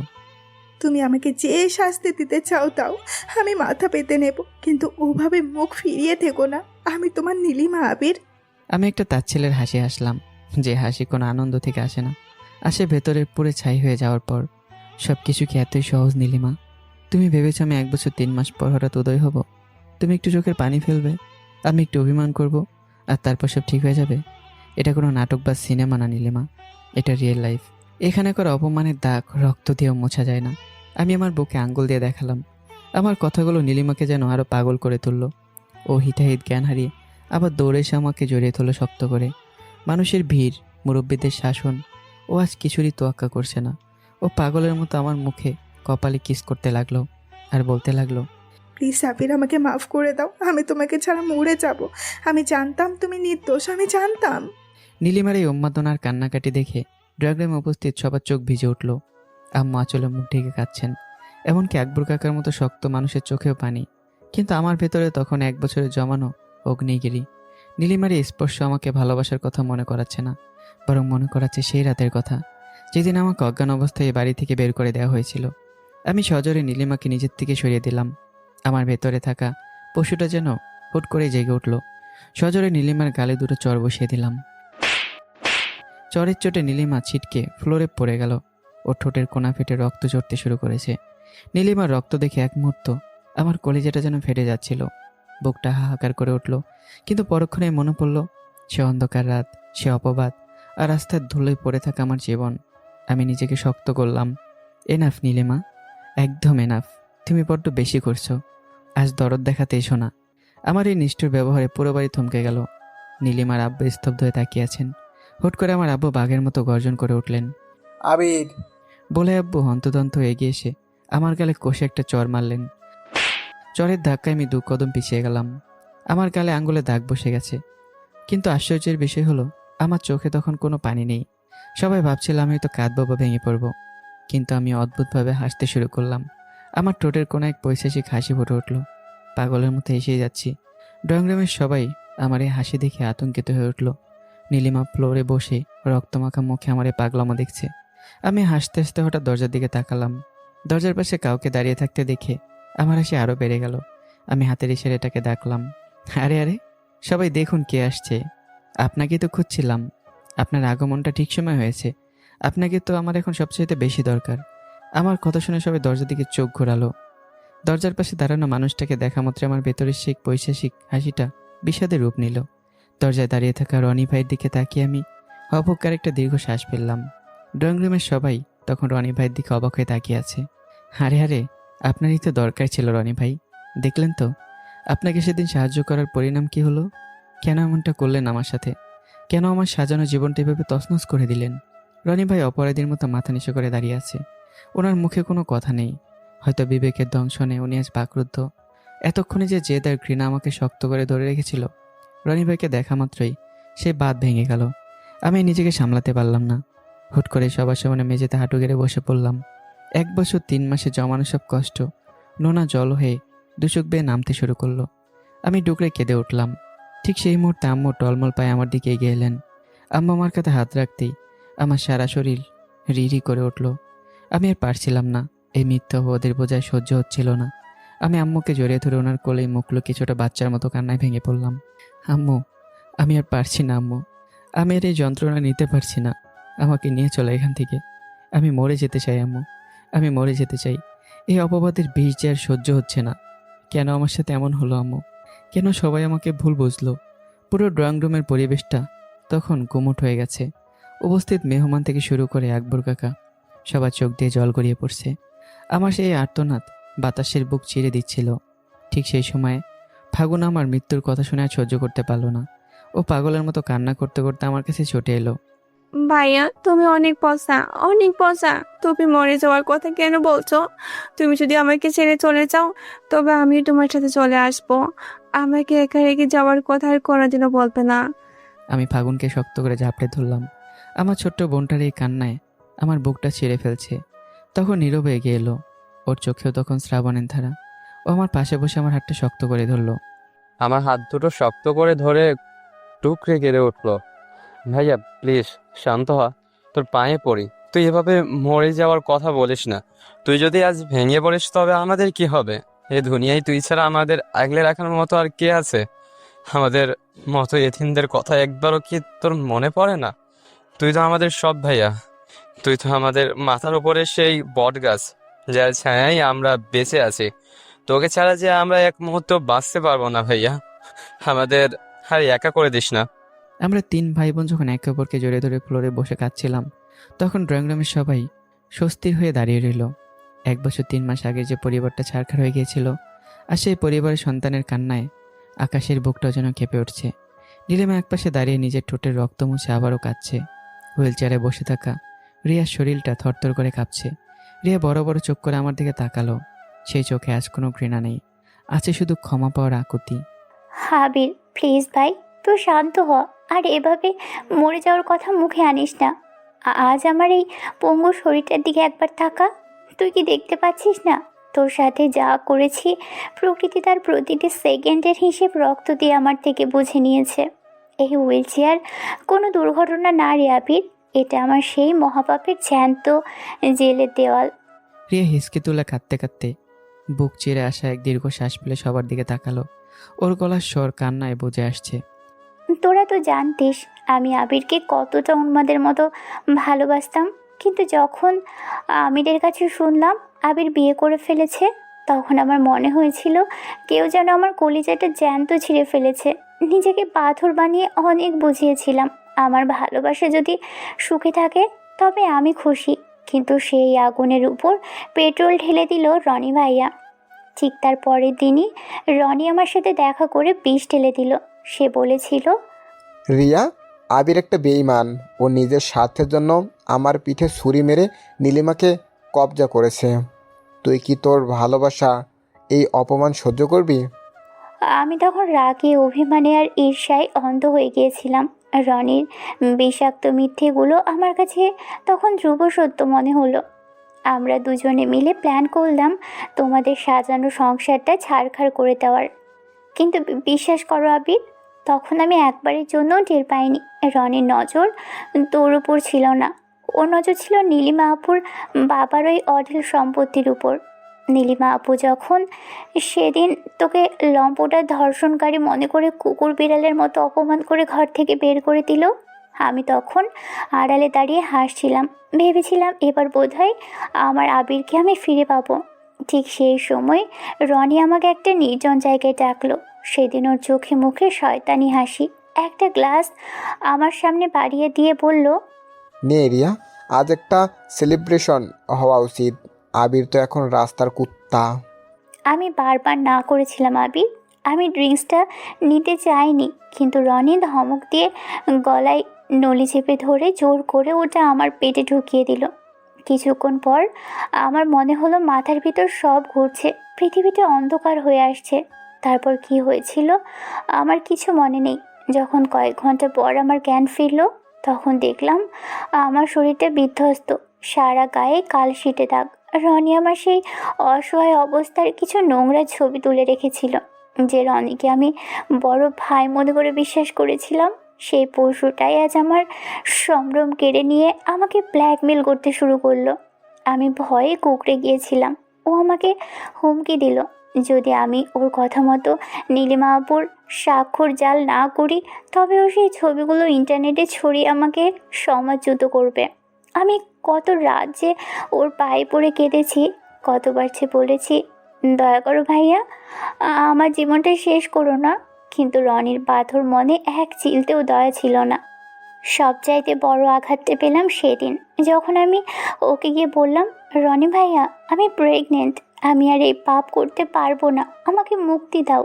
রনি তখন পশুর মতো গগন পিদারি চিৎকার করে উঠল।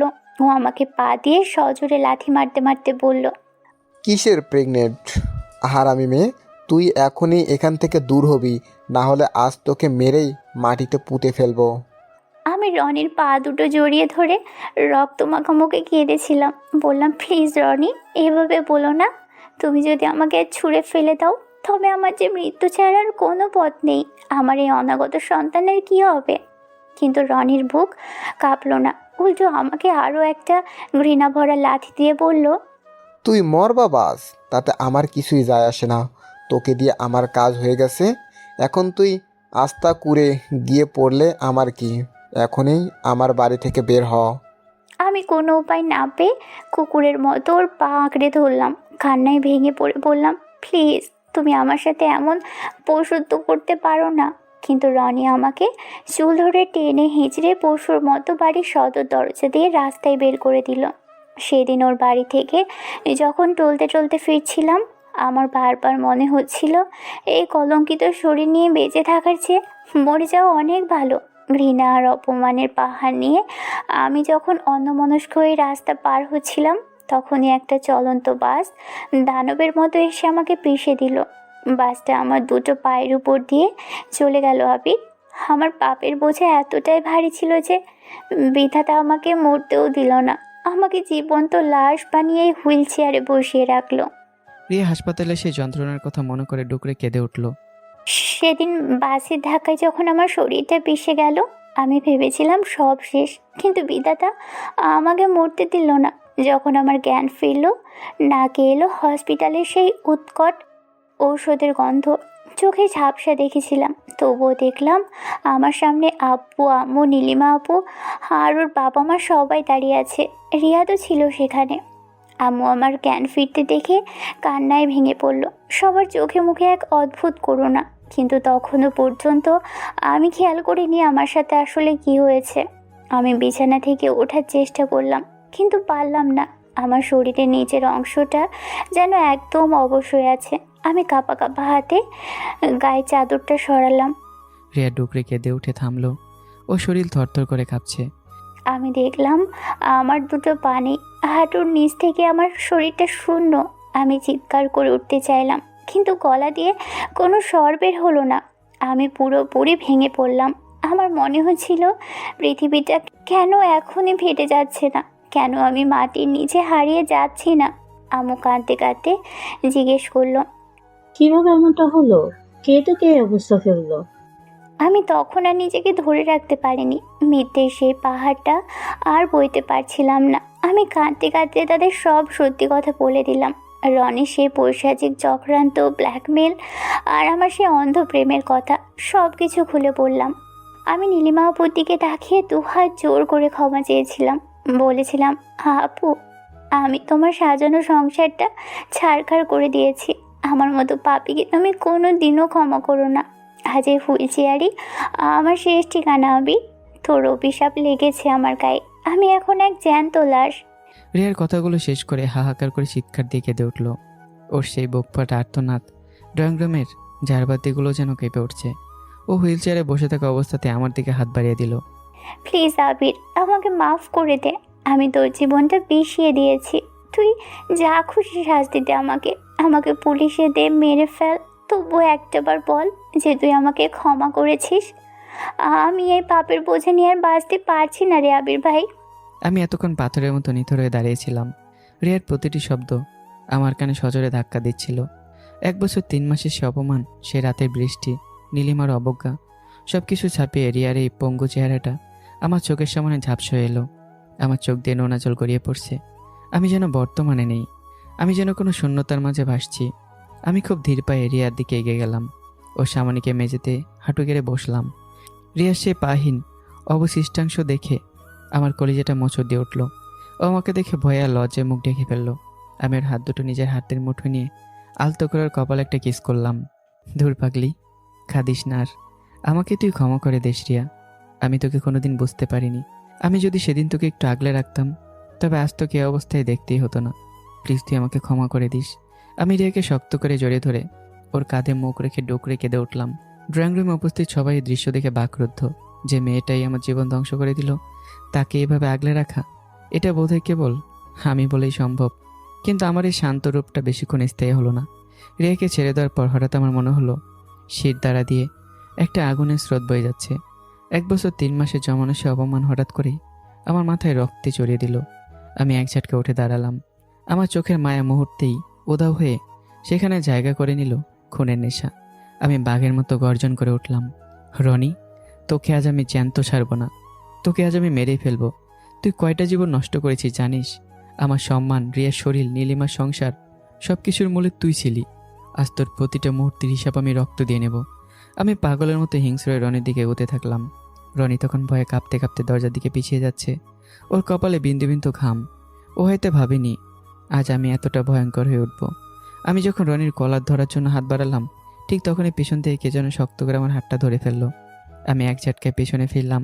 আমি যখন খুনের নেশায় রনির দিকে এগোচ্ছিলাম, ঠিক তখনই পেছন থেকে একজোড়া হাত আমার কবজি চেপে ধরল। আমি অগ্নি দৃষ্টি নিয়ে পেছনে তাকালাম। দেখলাম আব্বু, আমার জন্মদাতা পিতা, যিনি 1 বছর 3 মাস আগে আমাকে লম্পট বলে বাড়ি থেকে রাস্তায় ছুড়ে ফেলে দিয়েছিলেন। আমি প্রচণ্ড ঘৃণায় আর অভিমানে একটা ঝাটকাতে আব্বুর হাতটা সরিয়ে ফেললাম। আব্বু আমার এই ব্যবহারে বেশ অবাক হলেন। ওনার চোখে মুখে কষ্টের ছাপ স্পষ্ট। কিন্তু আজ আমার কিছু করার নেই। উনি হয়তো তখন জানতেন না, কিন্তু ওনার তো একবার উচিত ছিল নিজের সন্তানের উপর ভরসা রাখা, বিশ্বাস করা। যাচাই না করেই সেদিন আমায় যা বলবেন সরাসরি বলেন। গায়ে হাত দেওয়ার কোনো দরকার নেই। মনে রাখবেন, আমার মতো দর্শনকারী আর চরিত্রহীন মানুষের শরীরে হাত দিলে আপনার পবিত্র হাতটা অপবিত্র হয়ে যাবে। আমার কথাগুলো তীরের মতো আব্বুর বুকে বেঁধল। উনি একটা দীর্ঘ শ্বাস ছাড়লেন।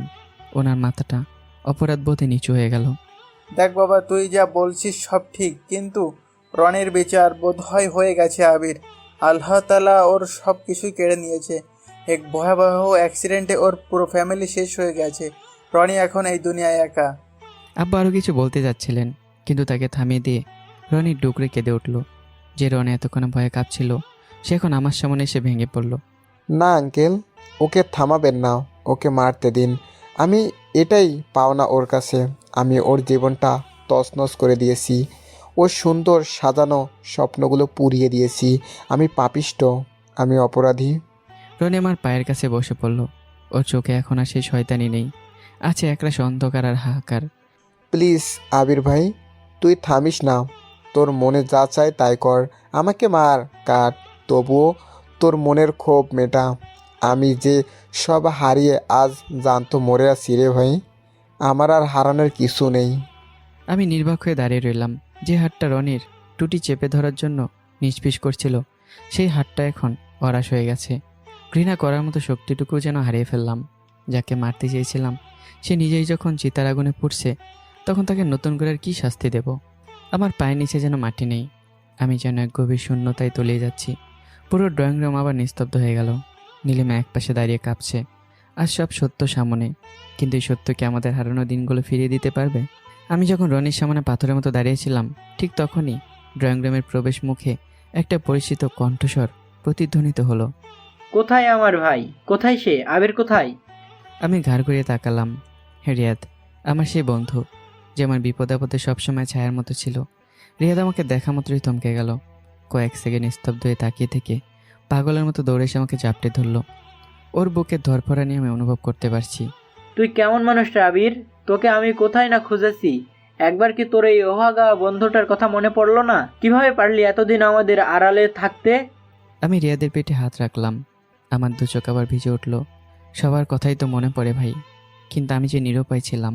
ওপরওয়ালা আমাকে কোনো অপরাধ না করেই সবার সামনে অপরাধী বানিয়ে দিয়েছেন। সেই অপরাধের বোঝা নিয়ে আমি মুখ দেখাতাম কিভাবে বল? ভাই। রিয়াদ আরও কিছু বলতে চেয়েছিল, কিন্তু আমি ওকে থামিয়ে দিলাম। আমি রিয়াদের বাঁধন আলগা করে নিচে বসে থাকা রনি ভাইয়ের দিকে তাকালাম। উনি এখনও ফ্লোরে বসে ডুকরে কাঁদছেন। আমি ধীর স্থিরভাবে ওনার সামনে গিয়ে ওনার হাত ধরে টেনে তুললাম। রনি ভাই অবাক হয়ে আমার দিকে তাকালো। ওনার চোখে এখনও অপরাধবোধ আর হাহাকার। ভাই, কান্না থামান। আপনার উপর আমার আর কোনো অভিযোগ নেই। আপনার বিচার প্রকৃতি নিজেই করে দিয়েছে। হয়তো আমার কপালটাই খারাপ ছিল, তাই সব সহ্য করতে হয়েছে। তবে ভাই, একটা অনুরোধ, ভবিষ্যতে যাই করেন না কেন, প্লিজ আর কারো জীবন নিয়ে এভাবে খেলবেন না। কারো সাজানো সংসারে এভাবে তছনছ করবেন না। রনি ভাইকে ছেড়ে দিয়ে আমি ড্রয়িং রুমে উপস্থিত সবার দিকে তাকালাম। পুরো বাড়িটা এখন নিস্তব্ধ। মেহমানরা সবাই আমাদের এই পারিবারিক ট্র্যাজেডির সাক্ষী হয়ে দাঁড়িয়ে আছে। আমি নিজের চোখের জল মুছে সবার উদ্দেশ্যে হাত জোড় করলাম। দেখুন, আমাদের ব্যক্তিগত জীবনের এই ছোটোখাটো ড্রামার জন্য আমি আপনাদের সবার কাছে আন্তরিকভাবে ক্ষমা চাইছি। অনেক সময় নষ্ট হলো আপনাদের। দয়া করে আপনাদের অনুষ্ঠান শুরু করুন, আনন্দ করুন। আমার কথা শেষ হতে ড্রয়িং রুমে এক অদ্ভুত নীরবতা নেমে এলো। সবাই আমার দিকে এমনভাবে তাকাচ্ছে যেন তারা এক জীবন্ত কিংবদন্তিকে দেখছে। কিন্তু আমার ভেতরে তখনও ঝড় বইছে। নীলিমা এক কোণে দাঁড়িয়ে কাঁপছে, হয়তো ভাবছে এরপর কি হবে। আমি উল্টো পথে হাঁটতে শুরু করলাম। এ বাড়িতে আর এক মুহূর্ত কাটানোর মতো মানসিক শক্তি আমার নেই। আমার চলে যাওয়া দেখে নীলিমা পাগলের মতো ডুকরে কেঁদে উঠল। ওর কান্নার প্রতিটা শব্দে যেন আমার বুক চিরে দিচ্ছিল। কিন্তু আমি আজ বড় বেশি নিরুপায়ে। যে ঘাও দিয়েছে তা তো আজ কয়েক মুহূর্তের কান্নায় শুকিয়ে যাবে না। আমি যখন দরজার একদম কাছাকাছি চলে এসেছি, ঠিক তখনই আম্মু এসে আমার হাতটা শক্ত করে চেপে ধরলেন। কোথায় যাচ্ছিস তুই আবির? এভাবে চলে যাস না বাবা। আমি মাথা নিচু করে নিজেকে সামলানোর চেষ্টা করলাম। আমার কণ্ঠস্বর ভারী হয়ে আসছে। আম্মু, আমার মাথাটা প্রচুর ব্যথা করছে। আমি আর নিতে পারছি না। আমি বাসায় চলে যাচ্ছি। চল তবে আমাদের বাড়িতেই চল, অনেক তো হলো, এবার সব ভুলে চল আমাদের সাথে। আমি আম্মুর কথা শুনে খুব আলতো করে একটা মুচকি হাসলাম। সে হাসিতে কোনো আনন্দ ছিল না, ছিল বিষাদের পাহাড়। আম্মু আমার হাসির অর্থ বুঝতে পারলেন না। এভাবে হাসছিস কেন? অনেক বেশি বড় হয়ে গেছিস বলে কি এখনো রাগ করে থাকবি? আমার উপরও কি তুই রাগ করে আছিস বাবা? না আম্মু, আমি তোমার উপর মোটেও রাগ করে নেই। কিন্তু কোন বাসায় যাওয়ার কথা বলছো আম্মু? আমার কি কোনো বাসা আছে? পরিস্থিতি সামাল দিতে আকবর কাকা এগিয়ে এলেন। তিনি বুঝতে পারলেন এখন জোর করলে পরিস্থিতি আরও বিগড়ে যাবে। আচ্ছা, এখন কারো বাসায় যাওয়ার দরকার নেই। আবির আমার সাথে এসেছে, ও এখন এই বাড়ির মেহমান। নীলিমা মা, এখনও কি দাঁড়িয়ে দাঁড়িয়ে কান্না করবি? যা, ওকে রুমে নিয়ে যা, ও একটু জিরিয়ে নিক। নীলিমা ভেজা চোখে আমার দিকে তাকালো। ও দৃষ্টিতে অপরাধবোধ আর মিনতি মাখানো। চলো। আমি আর কথা বাড়ালাম না। নীলিমার পিছু পিছু হাঁটতে শুরু করলাম। দেখলাম ও আমাকে ওর নিজের রুমে নিয়ে যাচ্ছে। সেখানে সব স্মৃতি যেন হাহাকার করছে, কিন্তু আমি আজ সব আবেগ জমিয়ে পাথর হয়ে গেছি। তুমি একটু ফ্রেশ হও, আমি তোমার জন্য কিছু নাস্তা নিয়ে আসছি। বলেই নীলিমা চলে যাওয়ার জন্য পা বাড়ালো। তখনই আমি ওকে পেছন থেকে ডাকলাম, অপু একটু দাঁড়ান। দয়া করে কি রিয়াদকে একবার ডেকে দিতে পারবেন? ওর সাথে আমার জরুরি কথা আছে। নীলিমা না বলে যখন ওকে অপু বলে ডাকলাম, ও যেন থমকে দাঁড়িয়ে গেল। ও পাথরের মতো স্থির হয়ে আমার দিকে ফেলফেল করে তাকিয়ে রইল। ও চোখের কোণে আবারও পানি জমে উঠল। ও বুঝতে পারছে এই অপু সম্বোধন যতটা না সম্মানের, তার চেয়ে বেশি দূরত্বের। ওর বুকটা যেন মুহূর্তে ভেঙে চুরমার হয়ে গেল। নীলিমা কিছু বলতে চাইল, কিন্তু গলা দিয়ে কোনো স্বর বের হলো না। ও শুধু মাথা নেড়ে হ্যাঁ জানিয়ে প্রায় দৌড়ে রুম থেকে বেরিয়ে গেল। ও সে দৌড় দেখে বুঝলাম ও নিজের কান্নাটার আমার সামনে সামলাতে পারছে না। আমি রুমের এক কোণে বসে জানালার বাইরে তাকিয়ে রইলাম। রিয়াদকে আমার দরকার, কারণ এই দম বন্ধ করা পরিবেশ থেকে মুক্তি পেতেই ওই আমার শেষ ভরসা। কিছুক্ষণ পর রিয়াদ রুমে ঢুকলো। ও চেহারার দিকে তাকিয়ে কিছুটা অবাক হলাম। কেমন আছিস ভাই? দেখতেই তো পাচ্ছিস, বেঁচে আছি কোনো মতে। আমি ওর দিকে তাকিয়ে একটু কৌতূহল মেটাতে চাইলাম। যতটুকু জানতাম রিয়াদ ঝুমাকে পছন্দ করত, কিন্তু আজ তো এই বাড়িতে ঝুমারই বিয়ে হতে যাচ্ছে। আচ্ছা রিয়াদ, তুই না ঝুমাকে পছন্দ করতি, কিন্তু এখন তো দেখছি ঝুমার বিয়ে হয়ে যাচ্ছে। তোর কি মন খারাপ না? রিয়াদ আমার কথা শুনে একটু মুচকে হাসলো। তুই মনে হয় আমাকে এখনো ভালো করে খেয়াল করিসনি রে বন্ধু। আমি এবার ভালো করে রিয়াদের দিকে তাকালাম। ও একটা সাধারণ সেন্টু গেঞ্জে পড়ে আছে, আর ওর সারা গায়ে হলুদের ছোপ ছোপ দাগ। ও চেহারা দেখে বোঝা যাচ্ছে হই আজকের এই অনুষ্ঠানের ধন্যমণি। তার মানে কি আমি যা ভাবছি তাই? ভাই, একদম ঠিক ধরেছিস। আজ আমার আর ওই পিচ্চিটার বিয়ে। আমি হাসবো না কাঁদবো বুঝতে পারছি না। যাক, শেষমেশ আমার বন্ধুটা তার ভালোবাসাকে পেয়েছে, এটা ভেবে বুকটা ভরে গেল। কিন্তু পরক্ষণে একটু অভিমান হলো। শালা, আমার কপালটাই খারাপ।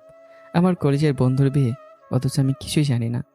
দাঁড়া, রাগ করিস না, 1 মিনিট। আগে আমাকে ট্রিট দেওয়ার প্রমিস কর, কারণ তোর জন্য আরও একটা নিউজ আছে, একদম ধামাকা নিউজ। তোর এই পরিস্থিতিতেও ট্রিট লাগবে? আচ্ছা বাবা, দেব। বল, কি নিউজ? রিয়াদ আমার কাছে এসে কাঁধে হাত রাখলো। ওর চোখে তখন এক অদ্ভুত আনন্দ। তুই তো একে বলে 666 মেরে দিয়েছিস বন্ধু। তুই জানিসও না তুই কি উপহার পেয়েছিস। মানে? পরিষ্কার করে বলতো, কিছুই তো বুঝলাম না। তুই বাবা হয়েছিস আবির, তোর টুইন বেবি হয়েছে, আর দুটোই ছেলে, একদম তোর মতো হয়েছে। রিয়াদের কথাগুলো শোনার সাথে সাথে আমার শরীরটা যেন এক মুহূর্তের জন্য অবশ হয়ে গেল। বাবা হয়েছি মানে? আমি? আমার চোখ দিয়ে আপনা আপনি নোনা জল গড়িয়ে পড়তে শুরু করলো। এই 1 বছর 3 মাসে নির্বাসন, অপমান আর কষ্টের মাঝেও যে আমার জীবনের সবচাইতে বড় সুখবরটা আড়ালে ছিল, সেটা আমি জানতামই না। আমরা 2 বন্ধু অনেকক্ষণ আড্ডা দিলাম। রিয়াদ আমাকে গত কয়েক মাসের গল্প শোনালো, কিন্তু আমার মন পড়ে রইল সেই ছোট্ট প্রাণের কাছে, যাদের আমি এখনো ঠিকমতো চোখেও দেখিনি। এদিকে নিচের ড্রয়িং রুমে তখন এক থমথমে নিস্তবতা। মেহমানরা একে একে সরে গিয়ে খাবারের দিকে গেলেও আমার পরিবারের নীলিমারা এক জায়গায় জড়ো হয়ে আছে। সবার চোখে মুখে এক রাজ্যের কৌতূহল। হঠাৎ আমার আম্মু খুব ধীর পায়ে, অনেকটা পা টিপে টিপে নীরবের কাছে এগিয়ে গেলেন। ওনার চোখের দৃষ্টিতে আজ এক অদ্ভুত তৃষ্ণা, যেন বহু বছর ধরে কিছু একটা খুঁজছেন তিনি। আচ্ছা বাবা, একটা কথা জিজ্ঞেস করি, যদি কিছু না মনে করো। নীরব কিছুটা অবাক হলো। আমার আম্মুর এই করুণ চাহনি আর অকলতা সে নিতে পারছে না। ওর ভিতরটা কেমন যেন করে উঠল। না আন্টি, আমি কেন কিছু মনে করব? আপনি নিঃসংকোচে বলুন। আমি কি একবার তোমার পিঠটা দেখতে পারি বাবা? আমার আম্মুর এই অদ্ভুত আবদারে নীরব সহ উপস্থিত সবাই পাথর হয়ে গেল। কেউ বুঝতে পারছিল না হঠাৎ এমন কথা কেন বলছেন তিনি। শুধু আমার আব্বু স্থির হয়ে দাঁড়িয়েছিলেন। তিনি ধীর পায়ে এগিয়ে এসে মার কাঁধে হাত রাখলেন। তাদের 4 চোখের মিলনে যেন এক অবাক্ত ব্যথার ইতিহাস আদান প্রদান হলো, যেন কোনো এক পুরনো ক্ষত আজ আবার জেগে উঠেছে। প্লিজ বাবা, না করো না, আমাকে শুধু একবার দেখতে দাও।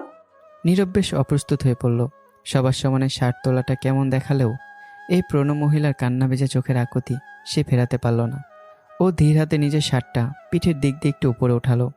শার্টটা পিঠ থেকে উপরে সরাতেই আম্মুর মুখ দিয়ে একটা অস্পষ্ট আর্তনাদ বেরিয়ে এলো। তিনি 2 হাতে নিজের মুখ চেপে ধরলেন। নীরবের পিঠে ঠিক মাঝখানে একটা বড় কুচকুচে কালো তিল বা জন্মদাগ। ঠিক যে দাগটা আমার পিঠেও আছে। ওনার মনে হলো যেন পায়ের নিচে থেকে মাটি সরে যাচ্ছে। বাবা, তুমি আগে কোথায় থাকতে? তোমার বাবা মায়ের নাম কি বাবা? নীরব এবার নিজেও ভীষণ আবেগপ্রবণ হয়ে পড়ল। নিজের অতীতের কথা বলতে গেলে ওর গলা সবসময় বুঝে আসে। ও অপরাধীর মতো মাথা নিচু করলো। আমি তো জানি না আন্টি আমার আসল বাবা মাকে। আমার যতটুকু মনে আছে, আমি খুব ছোটবেলায় রেল স্টেশনে থাকতাম। তারপরে একজন দয়ালু রিক্সা চালক আমাকে কুড়িয়ে নিয়ে যান। ওনার কাছেই আমি বড় হয়েছি। নীরবের কথা শেষ হওয়ার আগেই আমার আম্মু নিজেকে সামলাতে পারলেন না। তিনি চিৎকার করে জড়িয়ে ধরলেন নীরবকে। ওনার কান্নায় পুরো ড্রয়িং রুম যেন ভেঙে পড়ছে। আমার খোকা, তুই আমার হারিয়ে যাওয়া মানিক। ওগো শুনছো? দেখো, আমাদের ছোট্ট ছেলেকে আল্লাহ আমাদের কাছে ফিরিয়ে দিয়েছে। এই তো সেই দাগ, যেটা দেখে আমি ওকে চিনতে পারবো বলে কপালকে দোষ দিয়েছিলাম। ও তো আবিরেরই যমজ ভাই। আমার আম্মুর কথা শুনে পুরো ড্রয়িং রুমের উপস্থিত সবাই যেন পাথরের মতো জমে গেল। আম্মু তখনও নীরবকে জড়িয়ে ধরে ফুপিয়ে কাঁদছেন। ওনার দীর্ঘ 22 বছরের মাতৃত্বের হাহাকার যেন আজ সব বাদ ভেঙেছে। ওনার বিশ্বাস এই পিঠের দাগে ওনার হারানো মানিককে চেনার শেষ চিহ্ন। কিন্তু নীরবকে দেখে মনে হলো না এ আনন্দ নিতে পারছে। তার চোখে কোনো আবেগ নেই, বরং এক ধরনের অদ্ভুত দূরত্ব কাজ করছে।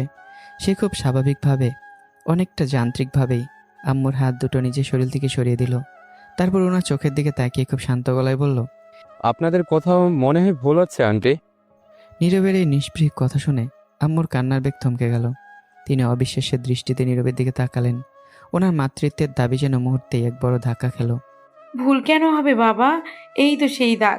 আমি কি আমার নিজের সন্তানের চিহ্ন চিনতে ভুল করব? নীরব একটা দীর্ঘ শ্বাস ফেলল। সে জানে এই দাগটা জন্মগত। সে জানে তার কোনো পরিচয় নেই। কিন্তু এই মুহূর্তে সত্যটা স্বীকার করে নেওয়ার মতো মানসিক অবস্থায় সে নেই। এক রিক্সা চালকের ঘরে অভাব অনটনে বড় হওয়া ছেলেটার কাছে এই রাজকীয় পরিবার আর হঠাৎ করে পাওয়া মা বাবাকে মেনে নেওয়াটা যেন পাহাড় ডিঙানোর মতোই কঠিন। পৃথিবীতে একই রকম দাগ অনেকেরই থাকতে পারে আন্টি। শুধু একটা দাগ দেখে কাউকে নিজের ছেলে ভাবাটা ঠিক না। আমি এতিম হতে পারি, কিন্তু অন্যের পরিচয় আমি বাঁচতে চাই না। দয়া করে ভুল বুঝবেন না। নীরবের এই সহজ কিন্তু শক্ত প্রত্যাখ্যান ড্রয়িং রুমের আবহাওয়াটা মুহূর্তেই ভারী করে দিল। যে আনন্দে জোয়ার এসেছিল সেটা যেন এক ঝটকায় বালির বাদে আটকে গেল। আমার আব্বু এক পা এগিয়ে এসে নীরবে চোখের দিকে তাকালেন। তিনি বুঝতে পারছেন ছেলেটা হয়তো অভিমান থেকে বলছে, অথবা সে এখনও শক্ত অবস্থায় আছে। এদিকে ওপরের রুমে আমি আর রিয়াদ তখনও এসবের কিছুই জানি না। আমরা নিজেদের জীবনের গল্পে মগ্ন, অথচ নিচে নীরবের একটানা পুরো পরিবারের দীর্ঘ 22 বছরের অপেক্ষার এক নিমিষের সব প্রশ্নের মুখে দাঁড় করিয়ে দিয়েছে তাকে। নিচে আম্মুর বুক ফাটানো কান্নার শব্দ শুনে আমি আর রিয়াদ দুজনে চমকে উঠলাম। মাত্রই বাবা হওয়ার খবরে আমার চোখ আনন্দে জল করছিল, কিন্তু নিচের পরিস্থিতি তো অন্য কথা বলছে। আবার নতুন কোন নাটক শুরু করলো এরা? ধুর ছাই, এসব আর ভাল লাগছে না রিয়াদ। ভাই, কান্নার আওয়াজটা স্বাভাবিক মনে হচ্ছে না, চল একবার নিচে গিয়ে দেখি। আমরা যখন দ্রুত পায়ে নিচে নামলাম তখন ড্রয়িং রুমের দৃশ্য দেখে আমি অস্থির হয়ে গেলাম। দেখলাম আম্মু নীরবকে পাগলের মতো জড়িয়ে ধরে ডুকরে কাঁদছেন, আবার বারবার বলছেন, তুই আমার সন্তান বাবা, তুই আমার সন্তান। আমি যেন নিজের কানকে বিশ্বাস করতে পারছি না। আম্মু এসব কি বলছেন? দৃশ্যটা দেখে আমার মাথা ঘুরে গেল। নীরব, যে ছেলেটি সেই ঝড়ের রাতে আমার পাশে দাঁড়িয়েছিল যখন আমার নিজের পরিবার আমাকে লাথি মেরে ঘর থেকে বের করে দিয়েছিল, তখন সেই নীরব আমাকে আশ্রয় দিয়েছিল। ও আমাকে সবসময় বড় ভাই বলে মেনে এসেছে, শ্রদ্ধায় মাথা নিচু করে রেখেছে। আর সে নীরব আমারই আপন ভাই। কি বলছো আম্মু তুমি এগুলো? তোমার কি মাথা ঠিক আছে? আম্মু আমাকে দেখা মাত্র নীরবকে ছেড়ে দিয়ে আমার দিকে ছুটে এলেন। আমাকে শক্ত করে জাপটে ধরে কাঁদতে কাঁদতে বললেন, প্লিজ আবির, ওকে বল না ও আমার সন্তান। বাবা, ওকে একটু বোঝা না, ও যে তোর যমজ ভাই। আজ 22 বছর পর আল্লাহ আমার কোল পূর্ণ করেছেন। এই দেখ, ওর পিঠে সেই দাগ যেটা তোরও আছে। আমিও পাথরের মতো দাঁড়িয়ে রইলাম। আমার চোখের সামনে সেই দিনগুলো ভেসে উঠল। ঘর থেকে বের হয়ে যাওয়ার পর এই নীরবই ছিল আমার একমাত্র ভরসা। ও আমাকে বড় ভাই মানত মন থেকে, অথচ আমরা কেউই জানতাম না আমাদের শরীরে একই রক্ত বইছে। আমি অবিশ্বাসের চোখে নীরবের দিকে তাকালাম। নীরব তখনও পাথরের মতো দাঁড়িয়ে আছে, ওর চোখে জল, কিন্তু মুখে সে অদ্ভুত কাঠিন্য। ও হয়তো ভাবছে যে পরিবার তাকে 22 বছর আগে স্টেশনে ফেলে দিয়েছিল, আজ হঠাৎ একটা জন্ম দাগ দেখে তারা তাকে আপন করে নিতে চাইছে। আম্মু সে একতি আর নীরবের সে থমথমে নীরবতা আমাকে একদম স্তব্ধ করে দিল। আমার মনে হলো ভাগ্য আমাদের নিয়ে এক ধরনের বড় খেলা খেলছে। আম্মু আমাকে টেনে নিয়ে আবারও কান্না করতে করতে নীরবের কাছে গেলেন। ওনার দুচোখ দিয়ে তখন যেন তপ্ত লাভা ঝরছে। আমি মানলাম বাবা, শুধু একটা দাগ দেখে কাউকে সন্তান বলা যায় না, কিন্তু এই চেহারা কি ব্যাখ্যা দিবি তুই? তোদের দুজনের চেহারা হুবহু এক কেন? এখন আবার এই লজিক দিস না যে পৃথিবীতে একই চেহারা 7 জন মানুষ থাকে। এই মা কি তার নিজের পেটের সন্তানকে চিনতে ভুল করবে? নীরব এতক্ষণ নিজেকে অনেক কষ্টে সামলে রেখেছিল, কিন্তু এবারে ধৈর্যের বাঁধ ভেঙে গেল। নীরব এবার অমানবিক এক আর্তনাদ করে উঠল। ওর গলার রগগুলো ফুলে উঠেছে, চোখ দুটো একদম টকটকে লাল। মানলাম আমি আপনারই রক্ত। তো এখন কি করতে বলবেন? এ রাজপ্রাসাদে আমাকে জায়গা দিবেন? 22 বছর পর একটা হারানো কুকুরের মতো আমাকে আদর করবেন? আম্মু কিছু বলতে চাইলেন, কিন্তু নীরব ওনাকে থামিয়ে দিয়ে আরো কর্কশ গলায় বলতে থাকলো, আপনারা যখন এসি রুমে নরম বিছানায় ঘুমাতেন, আমি তখন রেল স্টেশনের প্ল্যাটফর্মে কুকুরের বেড়ালের সাথে গঙ্গলি পাকিয়ে শীতে কাঁপতাম। একটু বাসি খাবারের জন্য মানুষের পায়ে ধরেছি, আর তারা আমাকে নরদমার কিট ভেবে লাথি মেরে ড্রেনে ফেলে দিয়েছে। কোনোদিন কি একবারও বুকটা কেঁপে উঠেছিল আপনাদের? ওই যে নীলিমা, ও তো আবির ভাইকে ঘৃণা করে খুনি ভেবেছে, কিন্তু অন্তত ও তো জানতো আবির ভাইকে। আর আমার কথা ভাবুন, আমার কোনো নাম ছিল না, পরিচয় ছিল না। সবাই আমাকে টোকাই বলে রাখতো। একটা কুকুরও বোধ হয় আমার চেয়ে বেশি সম্মান পাই। নীরব এবার আম্মুর দিকে ফিরে তাকালো। ওর চোখে এখন শুধু ঘৃণা। আজ বড় কথা বলতে আসছেন। যখন স্টেশনে একা দাঁড়িয়ে কাঁদছিলাম তখন কেউ ছিলেন আপনারা? আজ এই দাগ আর চেহারা দেখে আমাকে বাবা বাবা বলে ডাকছেন, কিন্তু ওই 22টা বছর যে আমি তিলে তিলে মরেছি, সে আত্মাটাকে কি আপনারা ফেরত দিতে পারবেন? পারবেন না। তাই দয়া করে আমাকে আর আপনাদের এই মায়া দেখাবেন না। আমি যেমন ছিলাম তেমনই থাকতে দিন। অন্যের দয়া পাওয়া রাজপুত্রের পরিচয় আমার দরকার নেই। আম্মু এবার ফুপে কেঁদে মেঝেতে বসে পড়লেন। নীরবের এক একটা কথা ওনার বুকে তপ্ত সীসার মতো বিচ্ছে। নীরব আর এক মুহূর্ত না দাঁড়িয়ে চলে যেতে নিচ্ছিল। ঠিক তখনই আব্বু কাঁপা কাঁপা হাতে ওর কবজিটা ধরলেন। আব্বু নীরবের হাতটা ধরে রাখা অবস্থায় একটা দীর্ঘ শ্বাস ফেললেন। ওনার চোখের সামনে 22 বছর আগে সেই দিনটা ছবির মতো ভেসে উঠল। তোদের বয়স যখন বড় জোর 2 বছর, আমি আর তোদের আম্মু মিলে ঈদে গ্রামে বাড়ি যাওয়ার নিয়ত করেছি। তখন আমার অবস্থা এখানকার মতো এত ভালো ছিল না। মাত্র নীলিমার আব্বুর সাহায্য নিয়ে নতুন ব্যবসা শুরু করেছি। গ্রামের বাড়ি যাওয়ার মূল কারণ ছিল আমাদের একটা জমি বিক্রি করা। সেদিন খুব তাড়াহুড়ো ছিল আমাদের। চলুন আপনাদেরকে শুনিয়ে নিয়ে আসি। ফ্ল্যাশব্যাক, 22 বছর আগে সেই স্মৃতি। পুরো স্টেশনে ঈদে বাড়ি ফেরার মানুষের হই হুল্লোড়। প্ল্যাটফর্মে দাঁড়িয়ে এক তরুণ দম্পতি, চোখ মুখে আনন্দের আভা। পাশে দুটো হুবহু একই রকম দেখতে ফুটফুটে বাচ্চা, আবির আর রাব্বি। নীল রঙের একই রকম জামা পরা দুই ভাই যখন নিজেদের খুনসুটিতে ব্যস্ত। কি গো, কত দূর তোমাদের? ট্রেন তো প্রায় চলে এলো। আরে দাঁড়াও না একটু, আবির কিন্তু আজ একদম বেশি করছে। আমি তখন রাব্বির হাত থেকে খেলনা কেড়ে নিয়ে আড়ালে লুকিয়ে ফেলি। রাব্বি চিৎকার করে প্রতিবাদ করতেই আমি তোতলিয়ে বলতে থাকি, আমি কিছু জানি না, সবাই রাব্বি করেছে। আমি ছোটবেলা থেকে কথা বলতে গেলে জিভ জড়িয়ে যেত। তোতলিয়ে তোতলিয়ে কথা বলতাম। সেটা নিয়ে রাব্বি আমাকে খেপানোর কোনো সুযোগই ছাড়তো না। আইসে, আমি না, তুই করছিস, আমি সব দেখেছি। দেখ, আমি কিন্তু তোর 15 মিনিটের বড় ভাই, যা বলবো তাই হবে। 15 মিনিটে বড় বড় ভাব মারছে তোতলা ভাই একটা। ভাইয়ের মুখে তোতলা শুনে আমার রাগের মাথায় তোতলামি আরও বেড়ে গেল। আমি প্রায় কেঁদে দেওয়ার মতো মুখ করে আম্মুর আঁচল টেনে ধরলাম। তুই আমাকে তোতলা বললি? দাঁড়া আম্মু, দেখো রাব্বি আমাকে তোতলা বলছে। আমাদের এই খুনসুটি আর আমার আধো আধো বলি শুনে আব্বু আম্মু দুজনেই হেসে কোটি কোটি। এই ছোট্ট ছোট্ট ঝগড়া আর আনন্দই ছিল আমাদের সেই ছোট্ট সংসারের প্রাণ। হয়েছে, আর ঝগড়া করতে হবে না। ওই তো ট্রেনের সিটি শোনা যাচ্ছে। আর তুমি এখানে এখনো কি করছো? তাতে যাও, টিকিট নিয়ে আসো। এই তো যাচ্ছি, তোমরা এখানে একদম নড়বে না কিন্তু। আব্বু ভিড়ের মাঝে দৌড়ে গেলেন টিকিটের জন্য।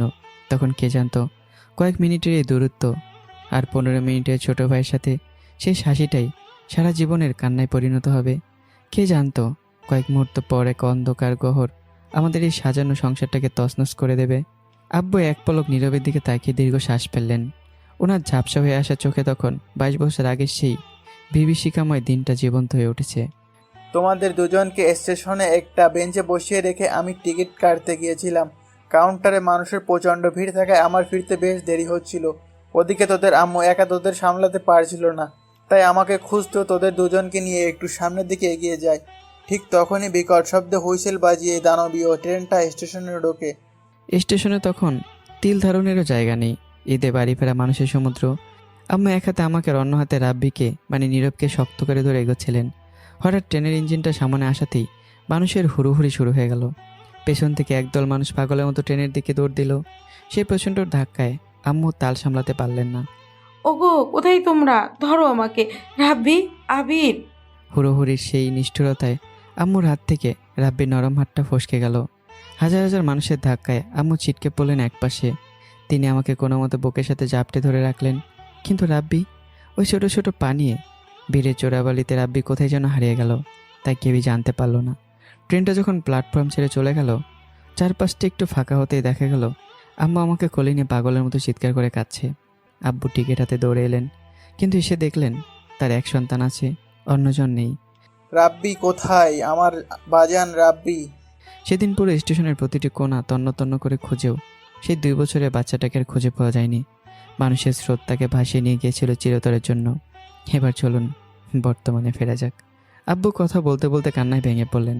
ওনার কণ্ঠস্বর রুদ্ধ হয়ে আসছে স্মৃতির তীব্রতায়। তুই তো আমাদের নিষ্ঠুর ভেবে আজ 22 বছর ক্ষোভ উপরে দিচ্ছিস বাবা, কিন্তু তুই জানিস না তোদের হারিয়ে যাওয়ার পর এই বাড়িটা প্রতিটা হাট তোর মায়ের চোখের জলে ভিজেছিল। তোর মা তোকে হারিয়ে পুরোপুরি পাগল হয়ে গিয়েছিল রে বাবা। নীরব বুড়োকুসকে আব্বুর দিকে তাকালো। ওর পাথরের মতো হৃদয়ে যেন ফাটল ধরতে শুরু করেছে। তোকে হারানোর পর 6টা মাস তোর মা কোনো মানুষের মতো ছিল না।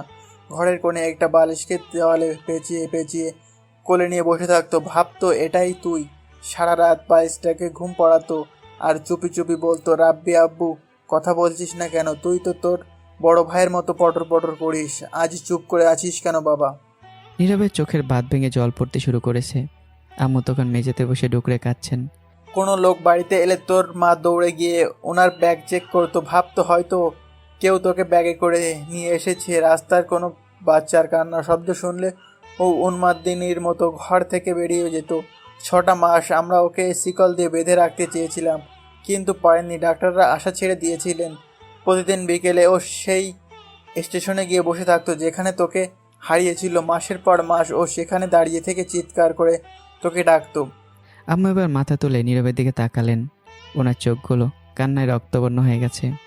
আমি তোকে ফেলে দেইনি রাব্বি। মানুষের ওই স্রোত আমার হাত থেকে আমার কলিজাটা ছিনিয়ে নিয়েছিল।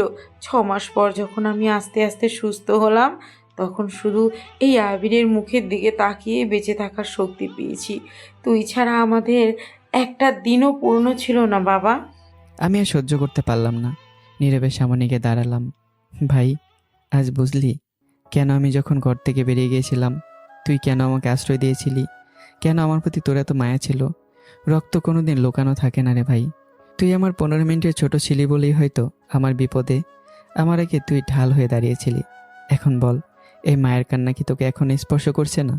নীরব এবারে নিজেকে সামলাতে পারলো না। সব অভিমান ধুয়ে মুছে ও চিৎকার করে মা বলে আম্মুকে জড়িয়ে ধরল। ড্রয়িং রুমের বাতাস তখন 22 বছরে জমানো দীর্ঘশ্বাসে ভারী হয়ে উঠছে। মা, আমাকে মাফ করে দাও মা। আমি না বুঝে তোমাকে কত কষ্ট দিয়েছি। মাফ করে দাও আমাকে। আম্মু এগিয়ে এসে নীরবের কাঁধে হাত রাখলো। আব্বু, আম্মু, নীরব তিনজনে একে অপরকে জড়িয়ে ধরে কাঁদছে। 22 বছর পর একটা পরিবার পূর্ণতা পেল। আমি অপলক দৃষ্টিতে তাকিয়ে রইলাম দৃশ্যটার দিকে। আমার বুকের ভিতর থেকে এক বিশাল পাথর নেমে গেল। খুশিতে আমার চোখ ভিজে এলো। আমি আস্তে আস্তে সবার অলক্ষ্যে পেছন দিকে সরে গেলাম। কিন্তু হঠাৎ ফাগুনের চিৎকারে পুরো ড্রয়িং রুম নিস্তব্ধ হয়ে গেল। ফাগুন নিস্তব্ধ হয়ে সবার দিকে তাকিয়ে কাঁপা কাঁপা গলায় বলল, নীরব ভাইয়া যদি তোমাদের হারানোর সন্তান হয় তাহলে আমি কে? আমার পরিচয় কি? সবাই যেন মুহূর্তে পাথর হয়ে গেল। ফাগুনের এই প্রশ্নে ড্রয়িং রুমের সেই আনন্দের কান্নায় হঠাৎ এক অজানা আতঙ্কের কালো ছায়া নেমে এলো। কি হবে এবার তাহলে ফাগুনকে কি জবাব দেবে সবাই? ফাগুনকে কি বোঝাবে? তার প্রশ্নের জবাবে কি বলবে তাকে? তো বন্ধুরা, এটা জানতে হলে এর পরের জন্য অপেক্ষা করতে হবে।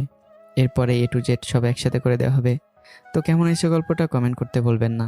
দেখা হচ্ছে আবারও। টাটা।